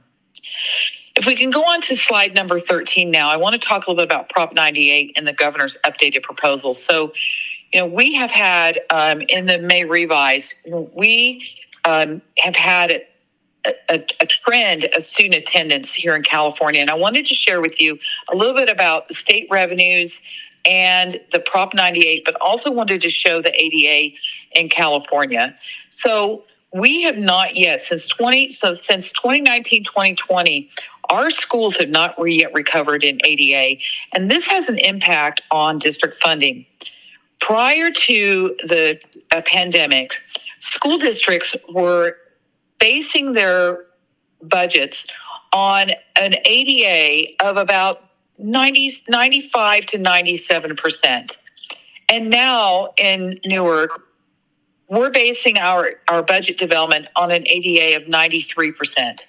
And that is significant. So I'm going to recommend a little bit later some attendance recovery and investment for us as we move forward into 25-26 to help us recoup some of the lost revenue that we have due to the low student attendance percentage. On slide number 14, I want to just share a little bit about the settle up. As you know, the state has to settle up each year, and right now the governor and the legislature are discussing what that settle up is going to look like, and so that has not yet been finalized, as the legislature has completed their budget, and they've sent it over to the governor, and we'll wait to see what happens with that.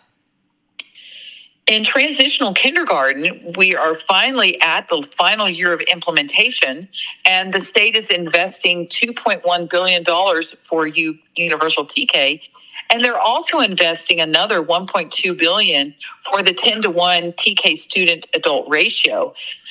In our planning factors, we were conservative this year and did not budget for the $2,397, but we'll be bringing that back in our 45-day revise if this actually does get approved once the governor signs the budget. Slide 16, please. So I want to speak a little about the emergency recovery, learning recovery emergency block grant. The district received $5.2 million in the learning recovery emergency block grant, and we have now expended all of those dollars. So we don't anticipate receiving any more, but I will talk about that on the next slide, on slide number 17, which is some new one-time money that has been proposed in the May revise that looks like the legislature is also kind of arm wrestling with the governor about how much will be put into that pot of one-time dollars. But it looks like these dollars will be about $314 per ADA, which could be $1.4 million to the district.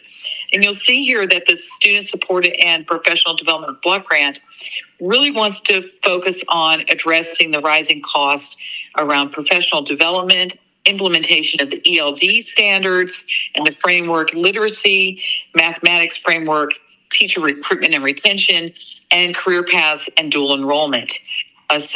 And those dollars will have to be expended by June 30th, 2029. So we'll bring an update to you at the 45-day revise.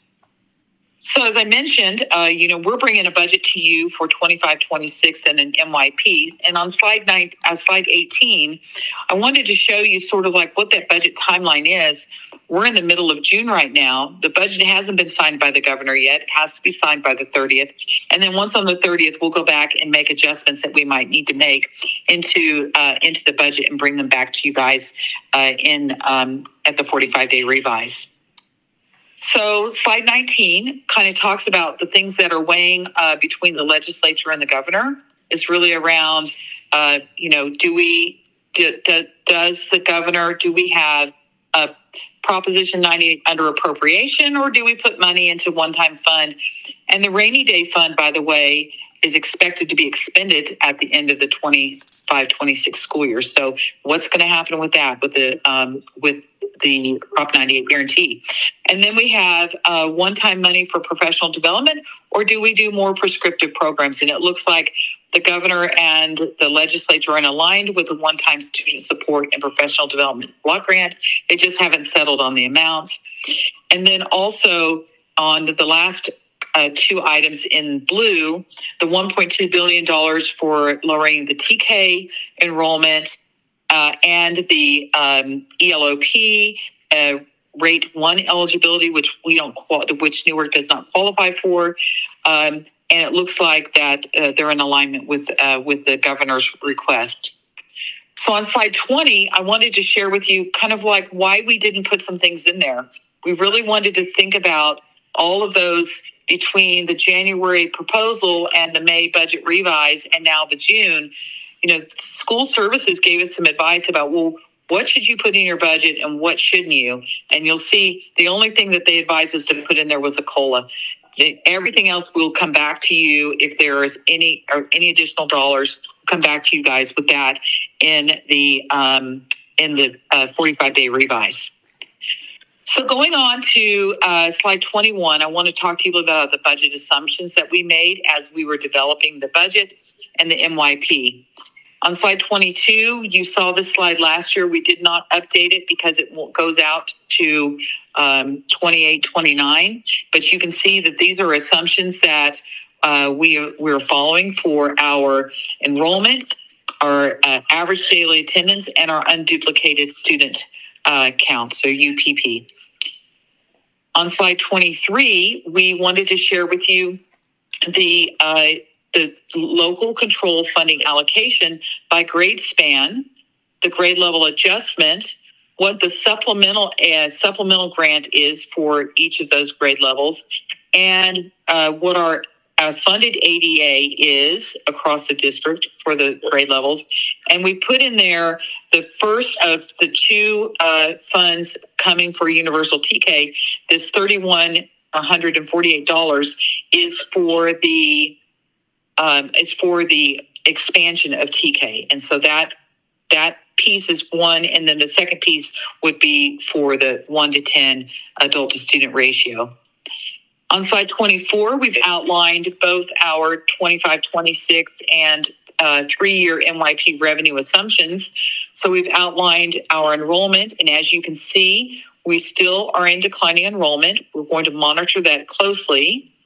Our ADA ratio, as you can see, that's the percent attendance is at 93%. We'd like to get that higher. We can get it back to 95 would be great. And then the funded ADA is really a percentage of the enrollment and ADA. Our unduplicated count, as you can see, it's pretty steady, about 50%.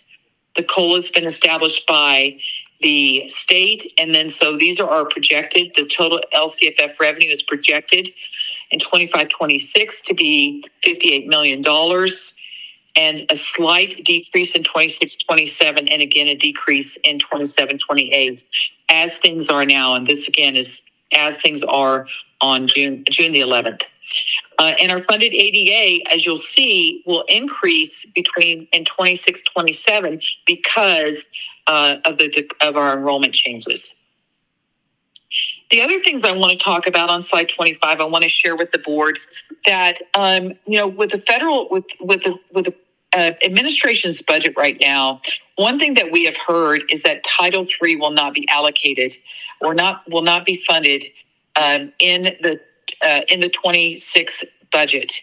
So we did not allocate any dollars to Title III and instead moved the cost of the Title III program into other funds that will be dispersed to the school sites through our local control funding formula, supplemental funds carryover for this year. Next year, we'll have, if we don't have carryover, we'll have to put that back into the LCAP as an expenditure.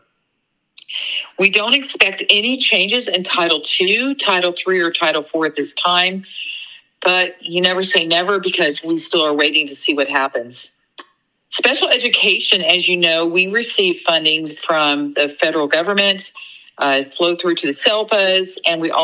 supplemental property tax that we receive at the end of the year for special education.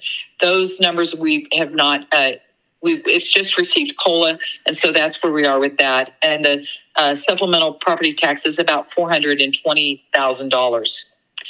Proposition 28, arts education, is a project that Karen Allard and I will be tackling.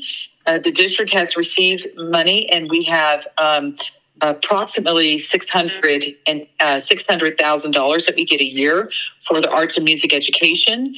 That will be that we will use to support the program in Prop 28. For lottery, we actually have a balance in our lottery. We're going to be using those dollars to support a curriculum implementation. And we receive lottery money every year. It's $191 in unrestricted and $82 in restricted. And there's some guidelines around how those dollars can be used. And then the mandated block grant is about $100 per pupil in the mandated block grant for those required programs that the state has us implement. If you go on to slide number 26, we have here what our assumptions are for STRS. For PERS, our step and column is 1.5%. You'll notice minimum wage is increasing and the CPI is coming down. One thing that I wanted to share with you is that you can see that the PERS is actually increasing. From 24-25 was 27.05. By 27-28, it'll be at 27.8. So this is certainly something that we keep an eye on. On to slide 27, please. All right, so now what we're going to do is we're going to transition over to Nancy Chen, who is going to come up and she's going to talk a little bit about our estimated actuals. Nancy will share with you the changes since the second interim, and then we'll talk about the proposed budget for 25-26 using the assumptions that we had, and then we'll go into the LCAP, and we'll close with our MYP. But I wanted to remind the board and the community that, estimated actuals are the best that we know at the moment that we're preparing them. We don't expect anything unexpected to surface. Nancy and I have been working closely to make sure things are funded from the correct funds, making adjustments to the correct resources, and we're super cautious with making sure these estimated actuals are as close to what we've provided to the board tonight when we bring them back to you at the unaudited actuals in September. So with that, Nancy, I'd like to hand it over to you now. Thank you.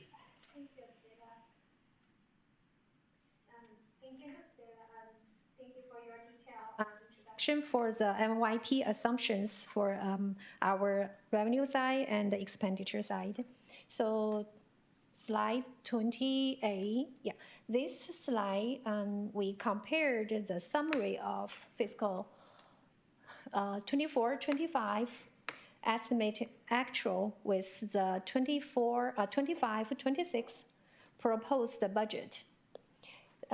Here is the table what the table shows.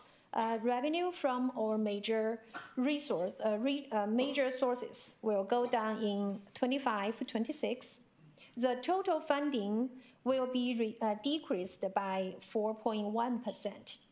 Revenue from federal will decrease by 18.82%, like Stella just shared. Primarily due to the Title III fund cut in 25-26. Expenditure on salary, you will find classified salary increased by 10.1%, and certificate salary increased by 10.1%, and the classified salary increased by 13.8%. So to help manage overall spending, we plan to significantly reduce cost of the book and supplies and services. So in the bottom line, you will find the contribution. The district plan contribute 16.87 million to the restricted fund for special aid program and routine restricted maintenance. Compare with second interim and estimated actual, the total revenue reduced by 0.18%. Expenditure increased by 1.59%. That's small changes. Next slide. So this slide just explains how the fund balance will change in 25-26. So as mentioned on previous slide, due to the lower revenue and higher expenditure in 25-26, so both unrestricted and restricted funds will experience a net outflow.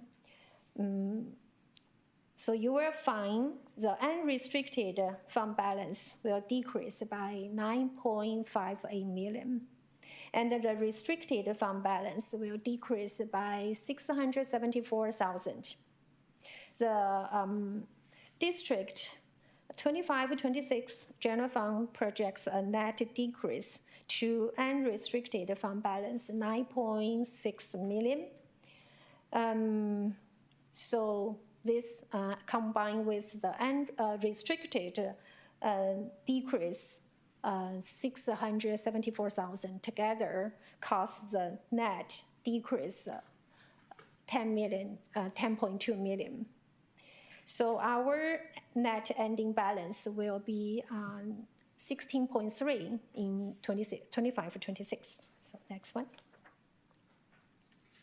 So this is just for your reference, show the breakdown of the 25-26 unrestricted fund balance.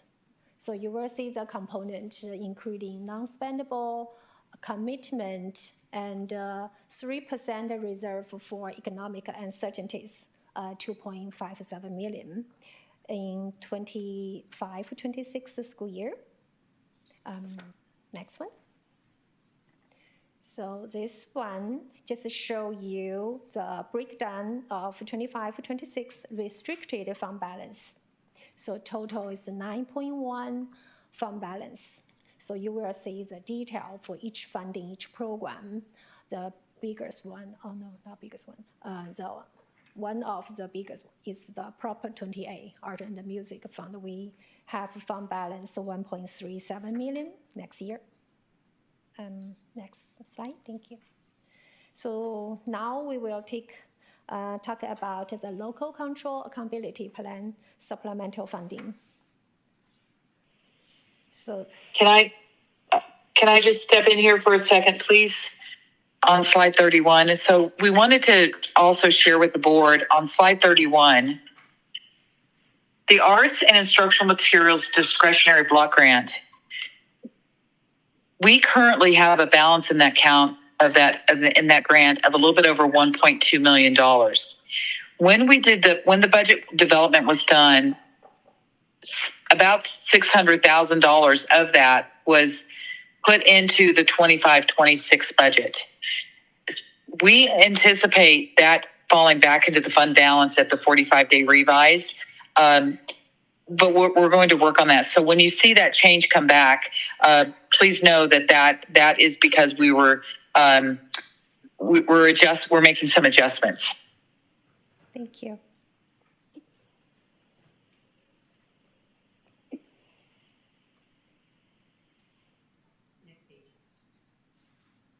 Nancy, back to you. Okay, thank you, Stella. Yeah, so this one is our LCAP total revenue coming from, as our assistant superintendent Karen mentioned before. So this is the total district received the majority revenue from the local and the state funds. The 70% of the total revenue coming from the local control funds. And you will find the light blue slide, 5.3 million. It's our supplemental and concentration funds, which is LCAP. And it is 7% of the total revenue. Yeah, next one. So this is our total expenditure in LCAP. I want to point out something in LCAP. You might have noticed that the expenditure 5.7 exceed the set aside the supplemental allocation.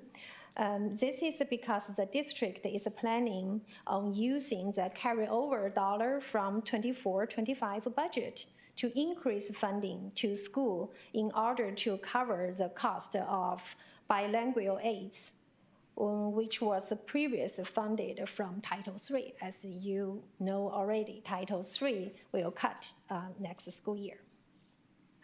Next one. So now we will move on the multi-year projection, which outlines our expected financial position over the next 3 years.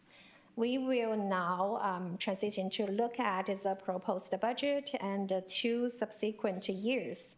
This information is critically important as we see here that despite the major reduction made in past year, this is still a need for additional reduction in next year to prepare for 26, 27, and beyond. Stella, your take over. Yes. Okay. So on slide number 2036, just wanted to point out that, when we make multi-year projections, we're basing the future on assumptions, data points that we have, and decisions that have already been made. And this is really important for us because as we move into the next budget cycle, this will determine the oversight and responsibilities that we're going to have for making sure that the district ends up with a positive fund balance and that we are able to not go into a qualified or an insolvent status. So with that, I'm going to hand it back to Nancy. Thank you, Stella. Next slide. Okay, so this is multi-year estimated ending fund balance for unrestricted funds. So this slide shows how the unrestricted side excess of revenue. So you will see the bottom line show excess of revenue, the ending balance. So covers 3 years. So we projected the revenue and the expenditure for the next 3 years based on the certain assumptions like Stella introduced before. So based on the analysis, the unrestricted fund balance is expected to increase 7.28 million in 25-26. In 26-27, will increase 6.61 million. And in the following year, 27-29, will increase 5.63 million. So the district use the excess of revenue to make the contribution of 16.8 million, cover the cost for cost of special education and routine restricted maintenance. So the contribution from unrestricted covers the restricted programs. Yeah, next one. So this slide just shows the trends of Fund 1 combined ending balance, Fund 17 balance, and the total available reserved amount. Projected Fund 1 combined ending balance for next 3 years are 16.3 million and 5.77 million and negative 6.1 million. So when we including Fund 17, the total available reserve amount are projected to be 6.45 million for 25-26. In 26-27, the available reserve amount will be negative 1.26 million. In 27-28 will be negative 13.45 million. So with the total available reserved money in first year, 6.45 million, we still able to meet the 3% minimum reserve requirements. However, we cannot meet such minimum requirement for fiscal year 26-27 and 27-28. So we are seeing the negative numbers here. So we are working on the plans now and address these fiscal challenges. Thank you.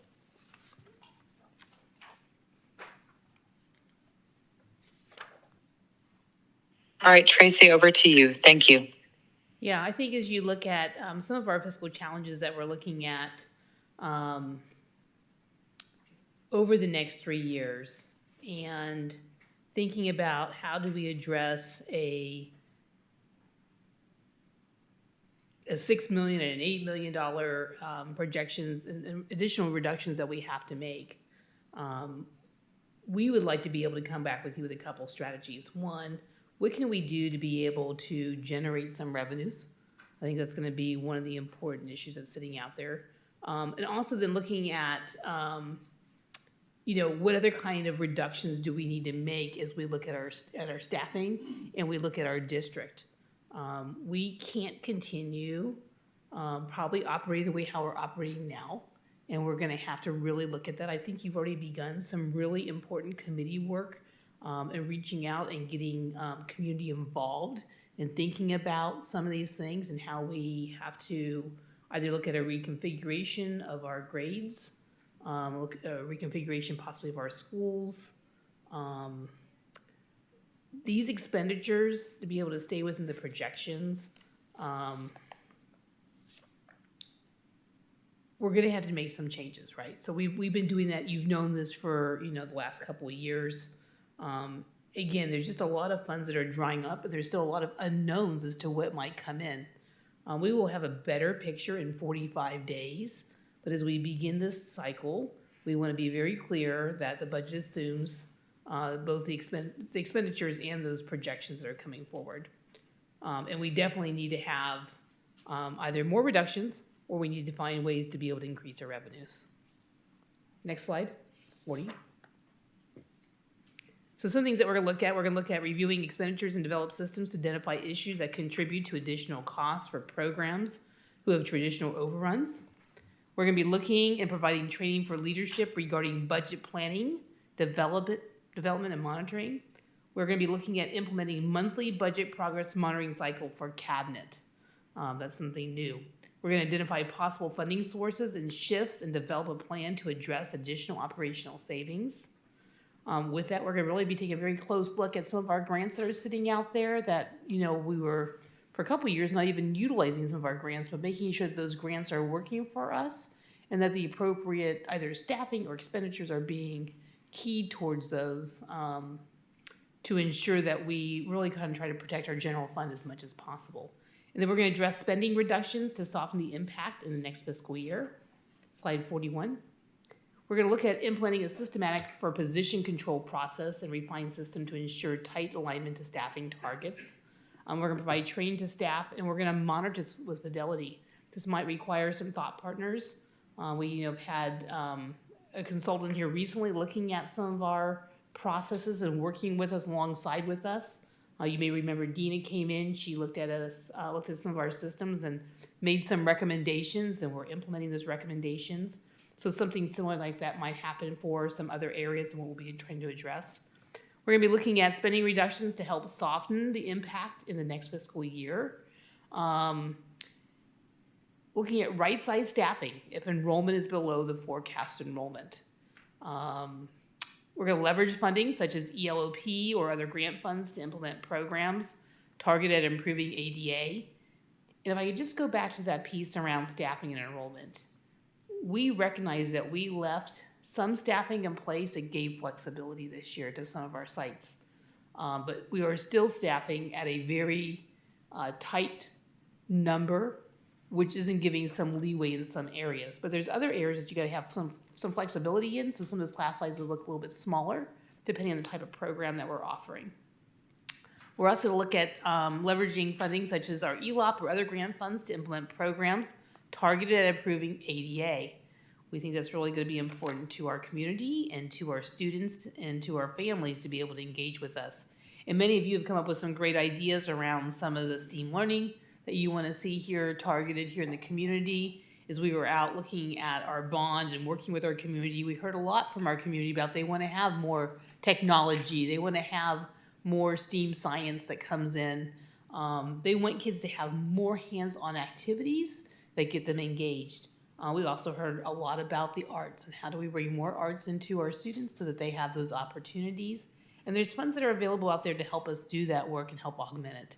We will look at the study of current program and delivery models for special education and determine the possible changes to maintain program quality while addressing the MOE for growth.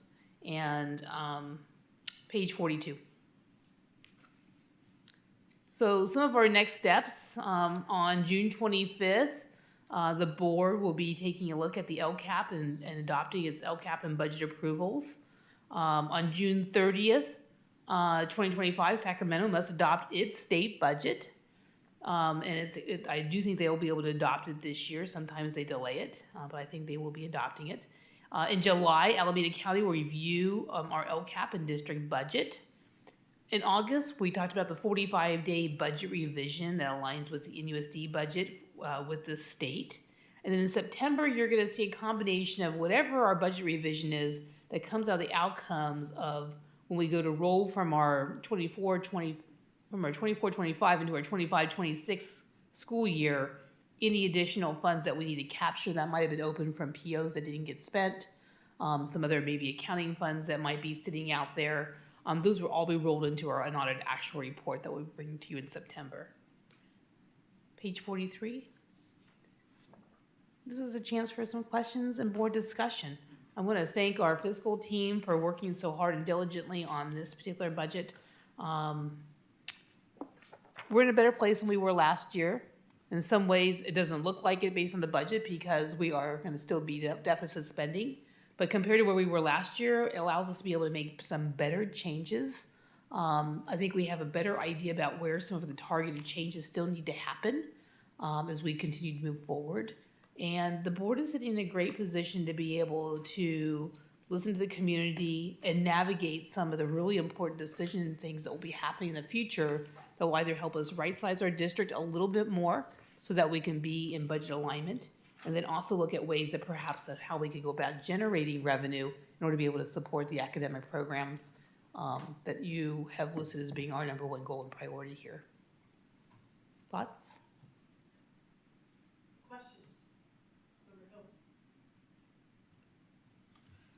So thank you, Ms. Chen, thank you, Ms. Kemp, and thank you, Superintendent. So I want to hand out, so you know, like in the election period, right, they have, what's his name with a little whiteboard. So I'm going to be the guy that like constantly hands out sort of a time series of, well, so it was better than the last one, actually. So the last one was sort of a, and let me hand out, you guys can see it, Ms. Chen. So this is no reflection on our existing administration because I've been living through our budget reporting for the past 4 years. And excuse my French, it is not good. And what I mean by that is that the format is very opaque and also it doesn't show you trends. And so I painfully have gone through and captured high-level information going all the way back to 21, 22. And I even rolled it up further because I didn't get into the restricted versus unrestricted. But these are numbers that come from all of our financial statements. And the reason why it's important to look at things this way is, so sadly, Principal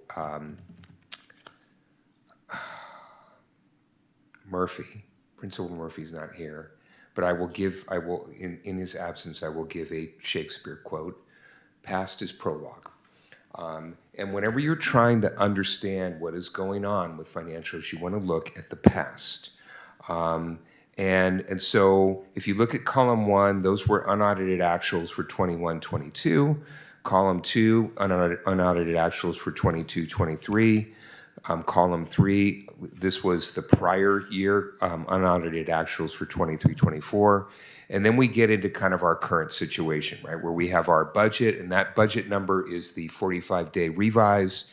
And then you've got next to that the 24-25 first interim.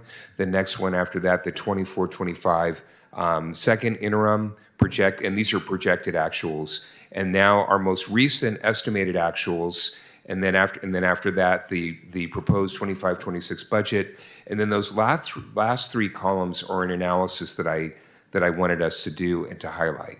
And so the thing that I think that we need to zero in on, and this is one thing that's pretty common, you know, in regular business, is you're going to be comparing year-over-year performance. And so our last unaudited actuals for the prior year, we had revenue of $80.6 million.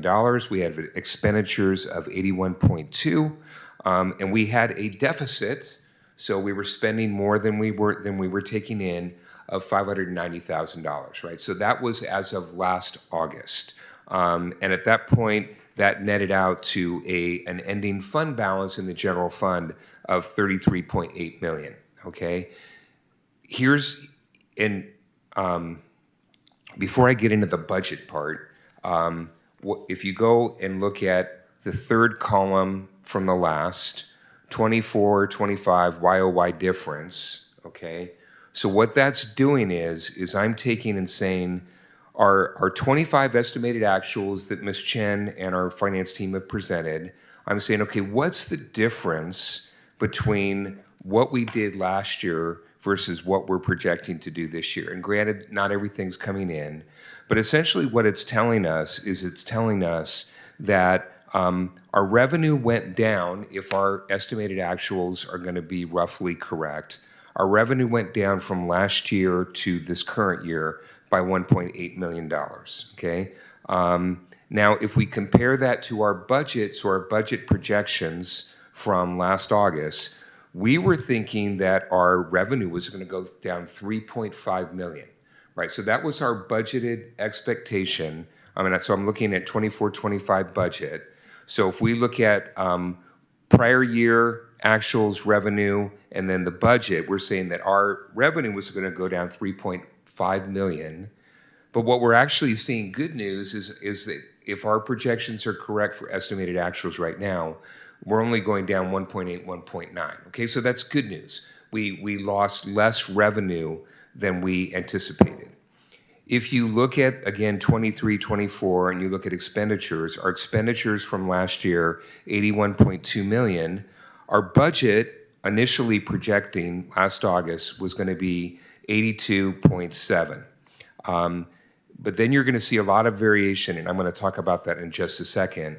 But if we were going to adhere to that number of an 77 million in revenue and 82.7 in expenditure, that was going to give us a 5.5 or almost $5.6 million deficit. So going from the prior year of a deficit of 590,000 or 591 to 5.59, I mean, it's massive, right? It's big. But here's the scary part. So we were projecting expenditures in our budget last year increasing by 2.5 million. But if you now look at our estimated actuals, we are at $86 million.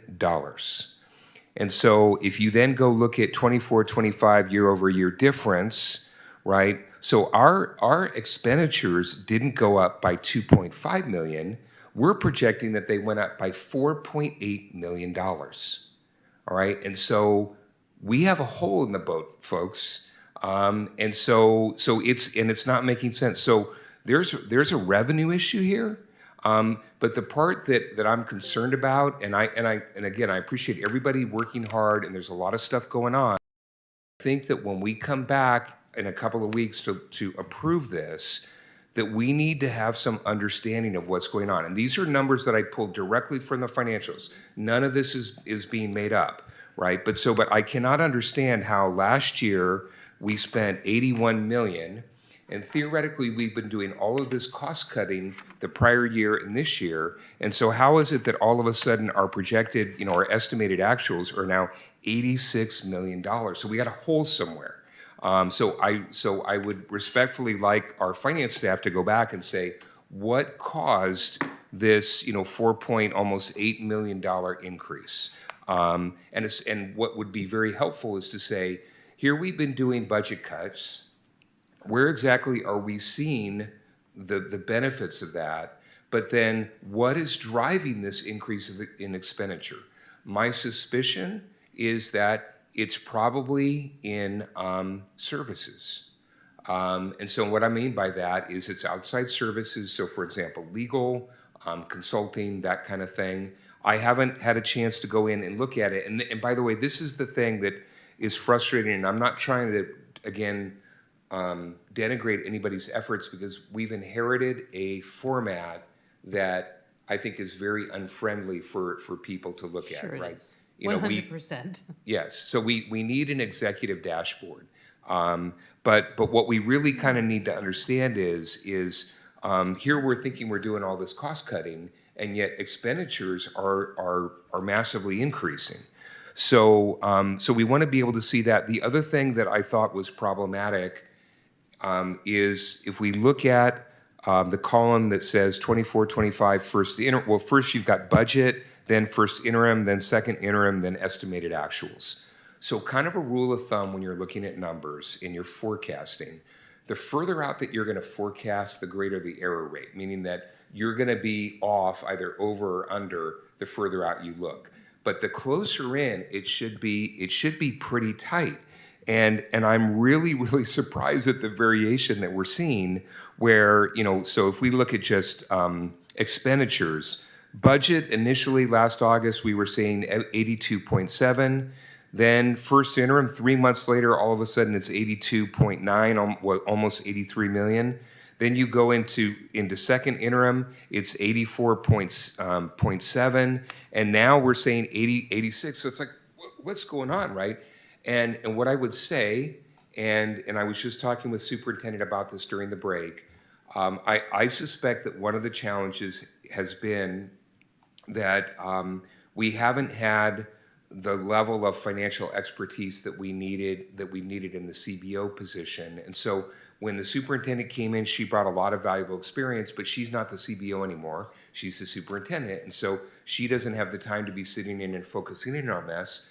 The prior CBO, with all due respect, I don't think he had a lot of financial training. And so I'm wondering whether some of that is now flowing into some of the variation that we're seeing. But I think that the net is that, and I agree with many of the suggestions that the superintendent made at the end of the presentation, but I think that one of the things that we really need is that we need to get a good CBO with financial experience in full-time, regular employee ASAP.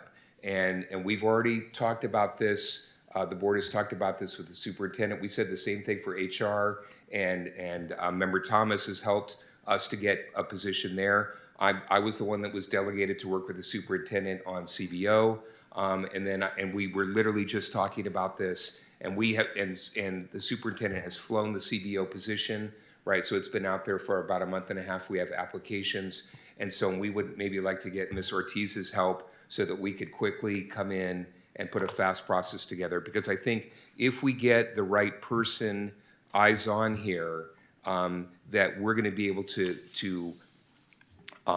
take a little bit of a deeper dive, but especially because again, what I'm seeing here is that there's a hole in the boat somewhere, right? And I think that we need to kind of get to the bottom of it. And if we do, there's going to be extra dollars for us. But my suspicion is where it probably is probably services. And what I've seen even from earlier administrations is that when we don't always have full-time staff, or if we have staff that have been moved in and are very green, they oftentimes ending up needing to reach out to legal with all sorts of questions, hiring consultants, but that's where things really start to get expensive. So if we can make sure that we have a strong cabinet, we got a strong CBO, and then we're able to then really say, okay, how can we, these areas where we're seeing increases in expenditures, I suspect that the reason it doesn't make sense to me is if we're looking at 23-24, we were theoretically a bigger district with more kids, and yet our expenditures were only 81.2, and now we're projecting 86.4. I mean, it doesn't make sense to me. And so we got to figure out what's going on and how to solve it. So I've taken up a lot of time. I'm sorry. But I think that for us to be able to look at numbers this way, it will help us make good decisions. I really appreciate it. Thank you, Member Hill. I think this is fantastic to put this together. And the number I have questions about, and I think we should go back in time, is this estimated actuals. If you look at our estimated actuals, every single year, they're way over the actuals that come out. So that 86 million, if we look at other years, might very well be 82 million. Because we don't seem to be realistic in terms of looking at what our spending's going to be. And so we board members can't make heads or tails of numbers that vary that much. That's all I have to say, but thank you, Member Hill.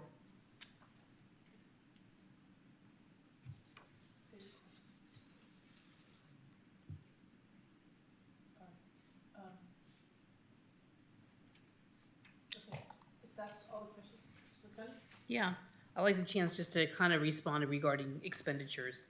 Some of the expenditures that you really see shifting into 25-26 that weren't in the 24-25, besides some service costs that are sitting out there, because we do have the maintenance of effort. We're still having a hard time finding special education staff, and so there still are costs there. Yes, I do believe legal costs have gone up, but we've also cleaned up a lot of legal issues that needed to be taken care of, especially related to special education. I think we really have tried to streamline those now. I think we're in a much healthier position than we were a year ago with the work that's been done by the previous director, by our current director of special education. The other area that there was a big shift, and you may recall, there were 19 positions that were in, what was the grant? Was it LRE? It was a block grant, right? And our block grant was going away. We took those funds for 19 certificated positions, roughly, and they've all been shifted back into our general fund. Is that correct? Mm-hmm. Yeah, that's important, right? And we also talked about the Title III. Those are our bilingual aids. We've shifted some of those off to some of the grants, but some of it has gone back into our general fund. That does actually explain some of your expenditures and why they are higher than where they were before. 19 positions, you know, you're talking about a couple $1 million there, correct? That would be, you know, sitting there within those 19 positions. And so we can come back and give you a more detailed report about positions that we had to shift back into our general fund that were not there last year that you need to be aware of. And so I want to make sure that that's really clear. We may be able to make another shift if the block grant comes back in. However, it was not in the original governor's budget. It is in legislation, and we do anticipate that it will be in the approval of the budget. I think we talked about that being approximately about $1.4 million. That would be an offset for us when we come in with the new fiscal year. So as far as being a revenue that would come back in, that we haven't fully budgeted for yet. So I hope that helps make some sense. And one question related to that, Superintendent, because, and again, it's no disrespect to anybody. It's just that this is very complicated. It is. And even for people that have some level of financial expertise, because there are unique things that are going on in education. But the question I have around the block grant, so we were saying that we were paying for, these are the teachers primarily over at Schilling, right? Mm-hmm. Okay, and so. No, not just Schilling. Although I forgot about the Schilling ones.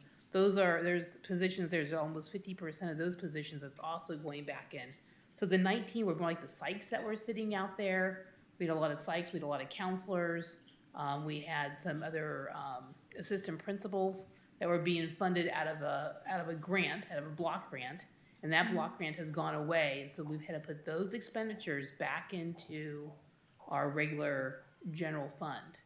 But if Go ahead. if they were paid for out of a block grant and the block grant's gone away, why are we shifting and keeping those positions? They're mission critical positions to be able to support our programs. And so, like, you just can't go off and get rid of all the psychs. We did downsize the psychs. We were talking about this in our original budget reductions back in February. But when we learned that the block grant was not funded in the governor's January budget, we started looking at what expenditures were actually in there, right? And so we couldn't just go off and lay off all that staff. They were staff that we really needed to have. Therefore, it goes back into the expenditure line, and that's increased your expenditure line. We'll have more work that we have to do next year. That means we have to give up something else, and we'll have to decide what is the priority staff to probably have here. But isn't that what sometimes happens, is that we fund positions out of one-time funds? We fund positions out of one-time money, and then the money goes away, and suddenly we keep those positions, and yeah, that block grant's been around probably about 6 years, I think, for that block grant. It's been around for a number of years. So it was a little bit of a surprise that it went away, but over the years it gave us more flexibility, which is, I think, why the district at some point added positions in there. I'd have to go back and look at the detailed history as to when those positions have been there, but they've been sitting in that grant for quite some time. And again, the grant's going to come back, but it's going to have a slightly different look. We just didn't have those details yet, and so those funds have been put back into the general fund because we know that we need to fund those positions for next year. We did not lay them off. they were critical to the operation of the budget. I remember when there was one school psychologist, and now we have a half dozen. Plus? Plus, oh Plus, my plus. goodness. So, I think we should take a critical look at that, Well, that need. And one thing also that, again, is confusing to me is, so I think that education uses a different terminology, but in business, what you would call, what I've just shown you here is it's a high-level income statement, right? And so it's basically saying, here is all the revenue, and what I did was I rolled up all the revenue. So here's the total amount of revenue, here's the total amount of expense, and then you take revenue minus expense, and either you have a profit or a surplus or you have a loss, right? And for very large businesses, you might have multiple operating units with their own income statement, but you have a master income statement that everything rolls up into, right?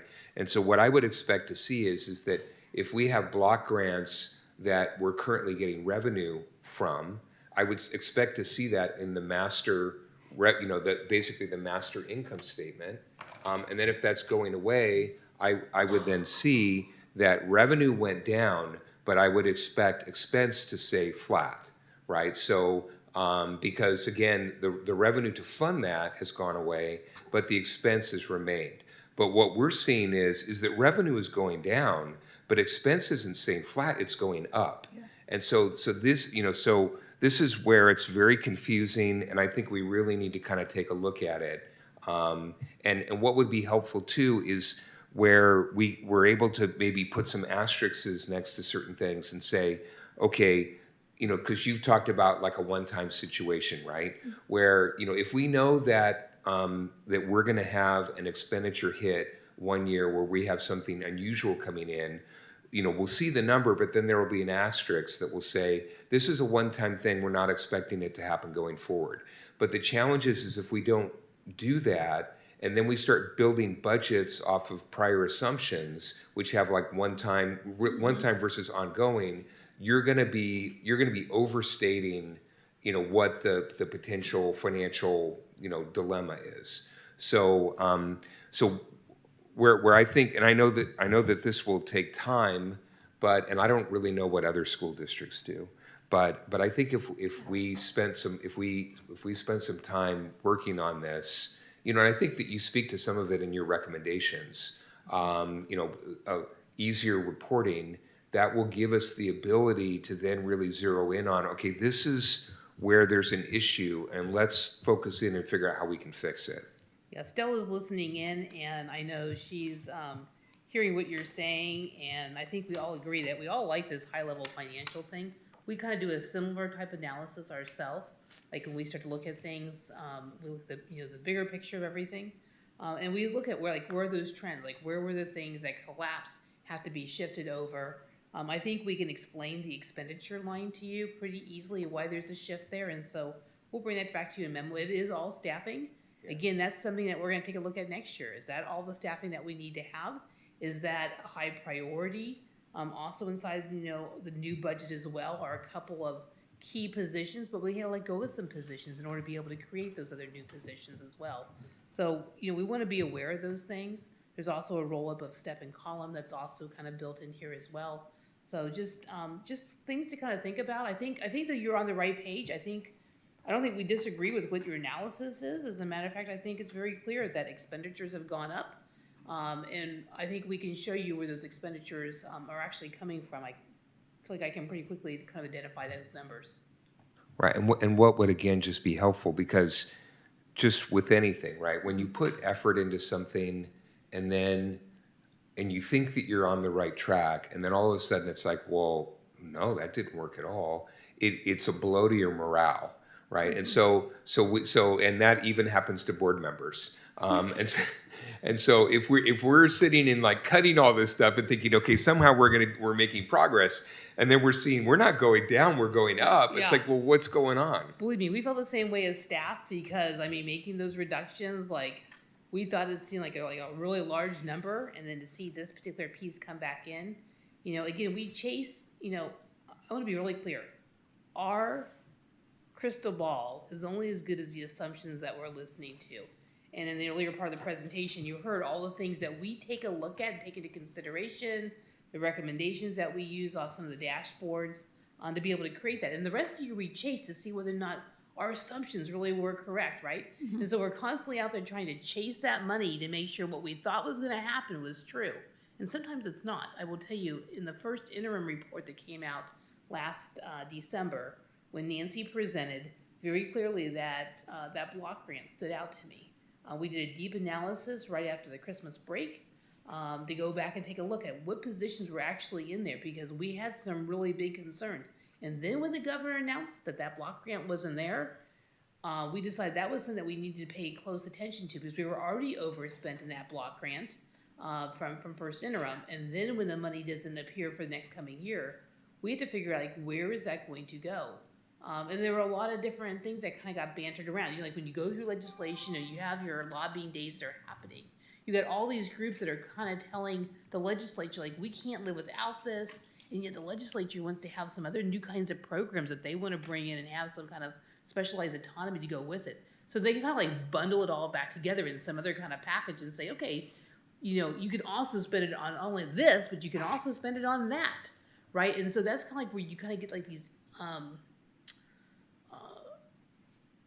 I think where districts end up kind of sometimes stacking positions into things because they get so much flexibility sometimes that it gives them that ability that they can go off and figure out like what to do with it. And sometimes that's easier than going off and making the bigger decision and saying, that's not a position we can continue to fund. They may have an important role, but is it the most important role? But is it really being the bigger goals of where we're trying to get to for student achievement? Yeah, I have a question. What drives our multi-year projections, a lot of what drives it is our enrollment projections. And where did those enrollment projections come from? And do we have a demographic report that you can share with the board? I think there is a demographic report. I believe you received a copy of that here this past week. Yeah. That was sent to you, yes. So we look at the demographic report, but we also look at what our trends are that have been happening over a 5 to 10 year trend. And so we kind of actually use that. Has been what I've been using since I've been here. I think it's been more accurate than what you've had before in the past. And so we've tried to really kind of hone into that. The other thing that's really important that you heard us talk about was looking at our ADA. You know, the butts in the seat are still really important, whether or not, you know, we're collecting that. And we're still only at about 93%, where before we were running at a much higher number, and you saw where the entire state was running at a higher number. That definitely has an impact and effect on us. We've been lucky to have the 3-year average. Of course, each year that kind of dips down a little bit. And then if we see some stabilization that maybe comes in this year, and maybe that trend's not as big in the enrollment reduction that I've actually projected over the last couple of years, just based on the trend, if we're actually able to kind of maybe stabilize that, that will be an amazing opportunity for Newark. Last year we predicted 92%, even though now we're at 93%. We predicted less than what we actually had. We predicted it would go down. The demographic report, I think it would help board members like myself to be able to ask some relevant questions. So I hope we can get that maybe sent electronic copy, get sent to the board. Yeah, I can ask Jody to send that to you. So another difference is related UPP. Last year it's a 54%. This year only 50%. That's why the UPP percent decreased. Last year we have 54%, but this year only 50%. That's why cost of revenue reduced. Yeah. So for the unduplicated count that we use, this year was less than the count that we had last year. So that's an area that we need to pay really close attention to. What are we not capturing? Why is that data not being captured? What do we need to do to be able to create some incentives? Last year, Superintendent De Leon, I think, kind of ran a campaign on that. We didn't do that this year. Perhaps we missed the benchmark on that. I think we put our concentrations in some other areas, but that was definitely a trend that had an impact on us. I actually thought that count, though, did go up at some point. Did it not go up second semester? Or second interim? I thought the UPP went up from the first interim. We increased already. The second interim increased. The first interim only 43%. Yeah, I was surprised at the drop in our UPP. Yeah. And it kind of makes sense with demographic shifts, with some of our low-income families having to move to the Central Valley to be able to afford to live here. So, you know, I mean, I'm not sure that a campaign will yield a whole big percentage of new students that would be UPP. Truly, I think there's more unduplicated kids than we actually do count. And I'll be honest, I think some of the national politics that are happening right now has an impact on that. And some of the reporting that's happening is not mandatory for us to report, you know, for free and reduced meals necessarily, right? So trying to capture that information is a little bit more difficult than it was in past years. And so I think we need to look at some other strategies that we can, you know, work with our families, make sure that they understand how we're using the dollars. We'll open the hearing for the budget. Any comments or questions? Okay, and closing the hearing. Great, we'll bring this Thank you. item back for board approval on the 25th. Thank you so much for your questions. Okay, moving on to 11.3. Thank you. Oh, thank you, Nancy. Thank you very much, and thank you, Stella, if you're still online. Stella's actually back. I'm here. Yes, thank you so much. Oh my gosh, Thank you're you. back, East. Thank you. Go get a midnight snack. All right, good night, everybody. Good night. Good night. Thank you. All right, moving on to 11.3, purchase of 2 electric vehicles for the MOT department using Department of General Services contracts. Thank you. I'd like to just share that there is an error on the budget source. It really should say that it's being funded from general fund and from various grant funds that will qualify to help offset this. It's not being spent on Fund 40. I have a feeling it was just a drop down that probably got picked up. And so my apologies for that error. I do want to make that correction to you.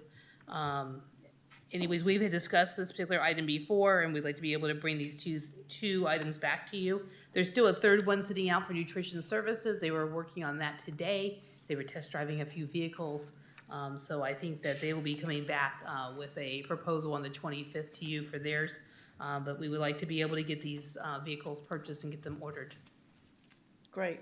All right, so we have to take action Thank you, on Nancy. this. Thank you, Nancy. We need to take action on this, so can I have a motion? Or do I have questions first, I guess? I'll start with questions. Okay, motion? I move to approve. Thank you. A second? I'll second. Uh-oh, who got there first? We'll give it to Thomas this time. Next time, we'll give it to you. All right, and let's take a vote, please. Okay. So that is approved. That would, yeah, Hill Thomas. Let's see, status change of Newark teacher induction program. I know that Superintendent, you spoke about this a little bit earlier, and noticed that it is taking the program inactive versus withdrawing the program. So we are looking at Inactive, this allows us to keep us in status. I believe it's a total of 5 years that we can keep it in active status, but that way if for some reason something doesn't go well with the program that we're going into and we need to make a shift back, we're able to step back into our model without having to send a full entire program, which takes over a year to 18 months to get approval with the Commission on Teacher Credentialing. So we wouldn't want to give up something that status on, pause, and work on something else that might be more budget friendly for us. Okay, great, thank you. Any questions? All right, may I have a motion to approve? I make a motion to approve 11.4 status change of Newark teacher induction program. Thank you, and a second? I'll second. Thank you, and a vote, please. Okay, we have 4 ayes. Approved. Thank you. 11.5, public hearing for the district's initial sunshine proposal regarding successor contract negotiations for 25 through 2028. Thank you. I'm going to ask Ms. Ortiz to introduce this item to you before you open up the public hearing.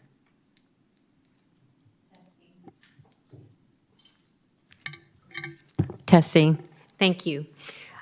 This is our initial sunshine proposal for our California School Employees, Newark Unified School District, and our California School Employees Association are parties to a collective bargaining agreement with a term that lasts from 2025 to 2028. So the expiration date for this bargaining agreement will be June 30th, 2028. This is the initial proposal of the district for reopeners for that time period. As we know, the Newark Unified School District values the people who make up our district, our community, our students, our employees, our parents, and our residents. We value our classrooms in which the needs of all students are met and will embrace effective practices, procedures, and tools to ensure engagement and really the joy of learning. We value our professional district community in which all stakeholders are lifelong learners. We welcome innovation, reject all forms of inequity, acknowledge the full scope of professional responsibilities, and believe in structured and meaningful collaboration. We value protecting the fiscal health of the district in the short and long term for the benefit of our community. We believe the level of expenses must be aligned with current and projected revenues in order to maintain economic stability and prevent disruption to the educational program.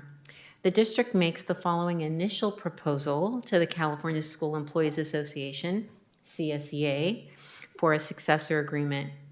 We'll be focusing on the following articles. Article 8, duties and hours. Article 9, salaries, pay, and allowances. Article 12, leaves of absences. Article 15, postings. Article 16, longer work schedule. And lastly, MOUs. Those are the areas that we will be reopening, and so this is our initial sunshine proposal. Thank you. I need to open a hearing on this, correct? Okay, so open a hearing on the district's initial sunshine proposal regarding successor contract negotiations for 25 through 2028. Any comments, questions? And closing the hearing. Okay. All right, we move on to consent agenda for personnel items in the personnel report. Does anyone want to pull this to have discussion, or shall we vote? All right, may I have a motion, please, for the personnel report? I move to approve the personnel report. Thank you, and a second? I'll second. And a vote. Thank you, we have 4 ayes. Moving on to the consent agenda for non-personnel items. Would anyone like to pull an item from this, from this non-personnel items? I would like to pull 13.6, but I'll make it quick. Okay, 13, oh yeah, my numbering's off. Sorry, 13.6, okay. Any others that would like to be pulled? All right, we're going to take that discussion first. Oh, I take that back. I would like to make a comment on 1321. So I will also pull that just momentarily, just for discussion. Member Hill? Great, thank you. So yeah, I was looking through the monthly purchase order report, and I noticed that we had a purchase order for our legal firm, Lozano Smith, for $699,000. And I know that superintendent is probably just as unhappy as I am at the amount of money that we're spending there. But again, it's just a point to say, these are the areas where, essentially we can have money flowing out of the district, right? And so to the degree that we can control these by maybe controlling other variables, we will have more money to spend. And that's all I have to say about that. Okay. Thank you. The reason that I wanted to discuss 1321 is high school graduation requirements was I did want to make it clear that there was a meeting that took place between the athletic director and a PE teacher at the high school with the principal, and a discussion was had about sports, marching band, PE program. It was struck from the policy at this point. It is something that the group that met would like to reconvene and continue conversations with, but at this time we decided to strike it so that we can move on with adopting the board policy with everything but that consideration. So any questions on that? All right. So now we're going to go back up, and I'd like a motion to approve the non-personnel agenda items 13.2 through 13.26. May I get a motion? I move to approve. All right, and a second? Second. Thank you. And we'll take a vote. Thank you. That's 4, so that's approved. All right, we are now at the student expulsion hearings. We will look at these one at a time. This is to terminate student expulsion, case number E2425.01. We would like to modify to extend for one semester of suspended enforcement. May I have a motion for this modification to E2425.01? I approve with the modification. Thank you. Second? I second that. Thank you. And we'll do a vote. Great. Thank you. 4 ayes. On to the termination of the student expulsion, case E2425.02. May I have a motion to accept as it is written?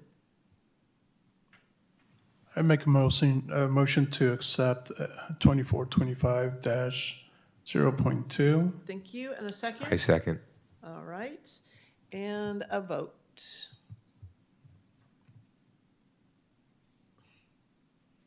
Great. Thank you for passes. 14.3 is a continuation of the suspended enforcement of student expulsion. Case number E2425-04. This is an extension, not a termination. May I have a motion, please?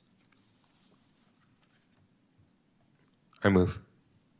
Thank you, Member Hill. Second? I'll second. Thank you, Member Thomas. And I didn't vote, but here we can do this. All right. And a vote, please. Thank you. 4 ayes. There's Ellie, almost. Okay. Wait a minute.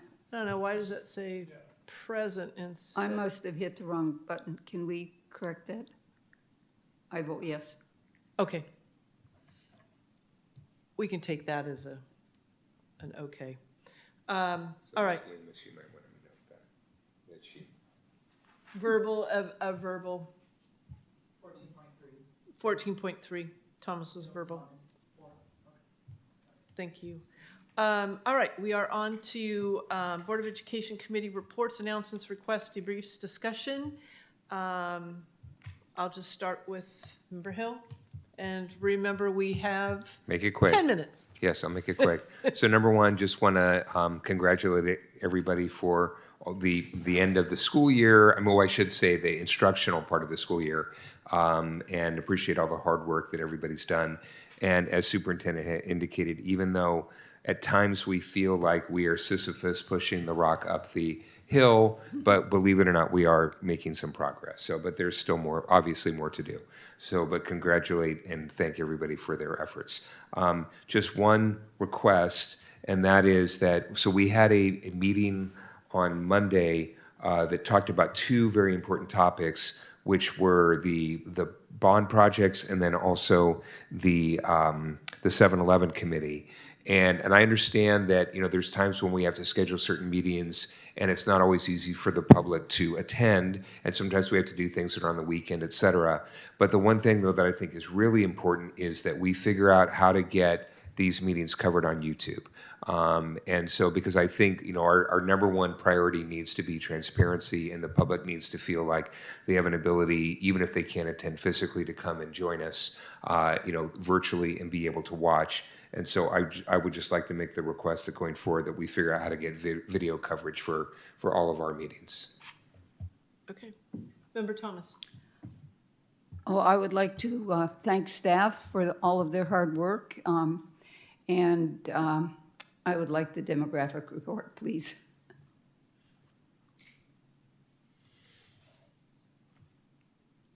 Member Aguano.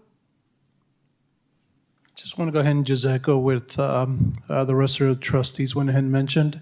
Also, Cabinet, really appreciate the support for the enrollment, the registration. That's going great. We want to go ahead and just motivate and continue, you guys, really just moving the needle up, and hopefully you guys are doing well as well. Superintendent Vicard, thank you for the reports and also for being present as well.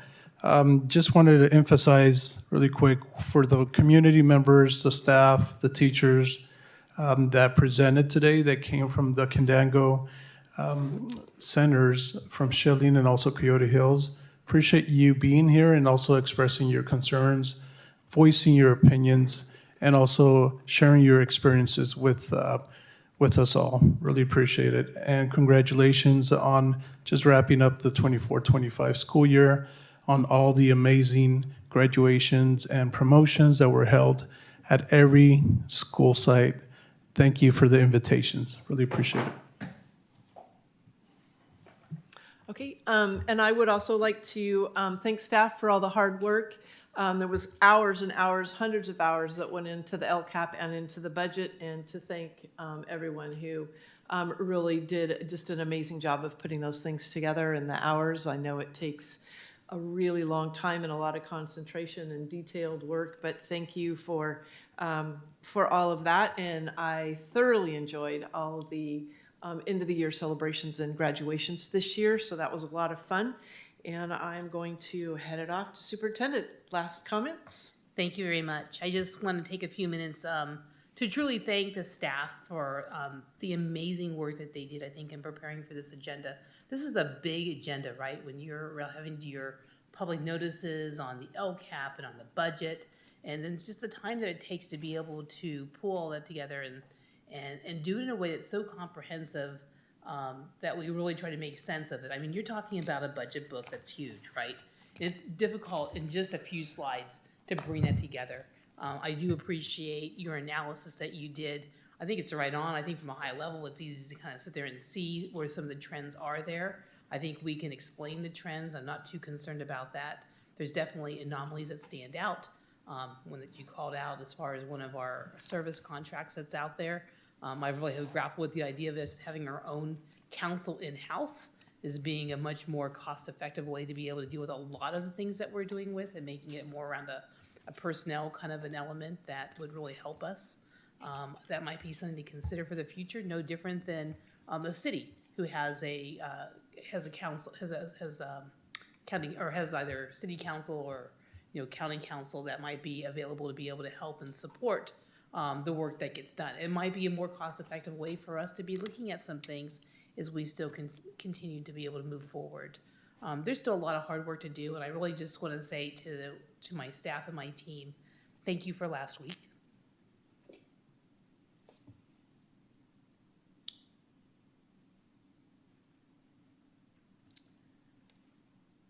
Pulling together an agenda is difficult. And my team did a great job on probably one of the hardest agendas to pull together. So thank you. You all stepped up. You probably were out of your comfort zones and doing what you were doing. And you did an amazing job, and I'm very proud of what you've done. So thank you.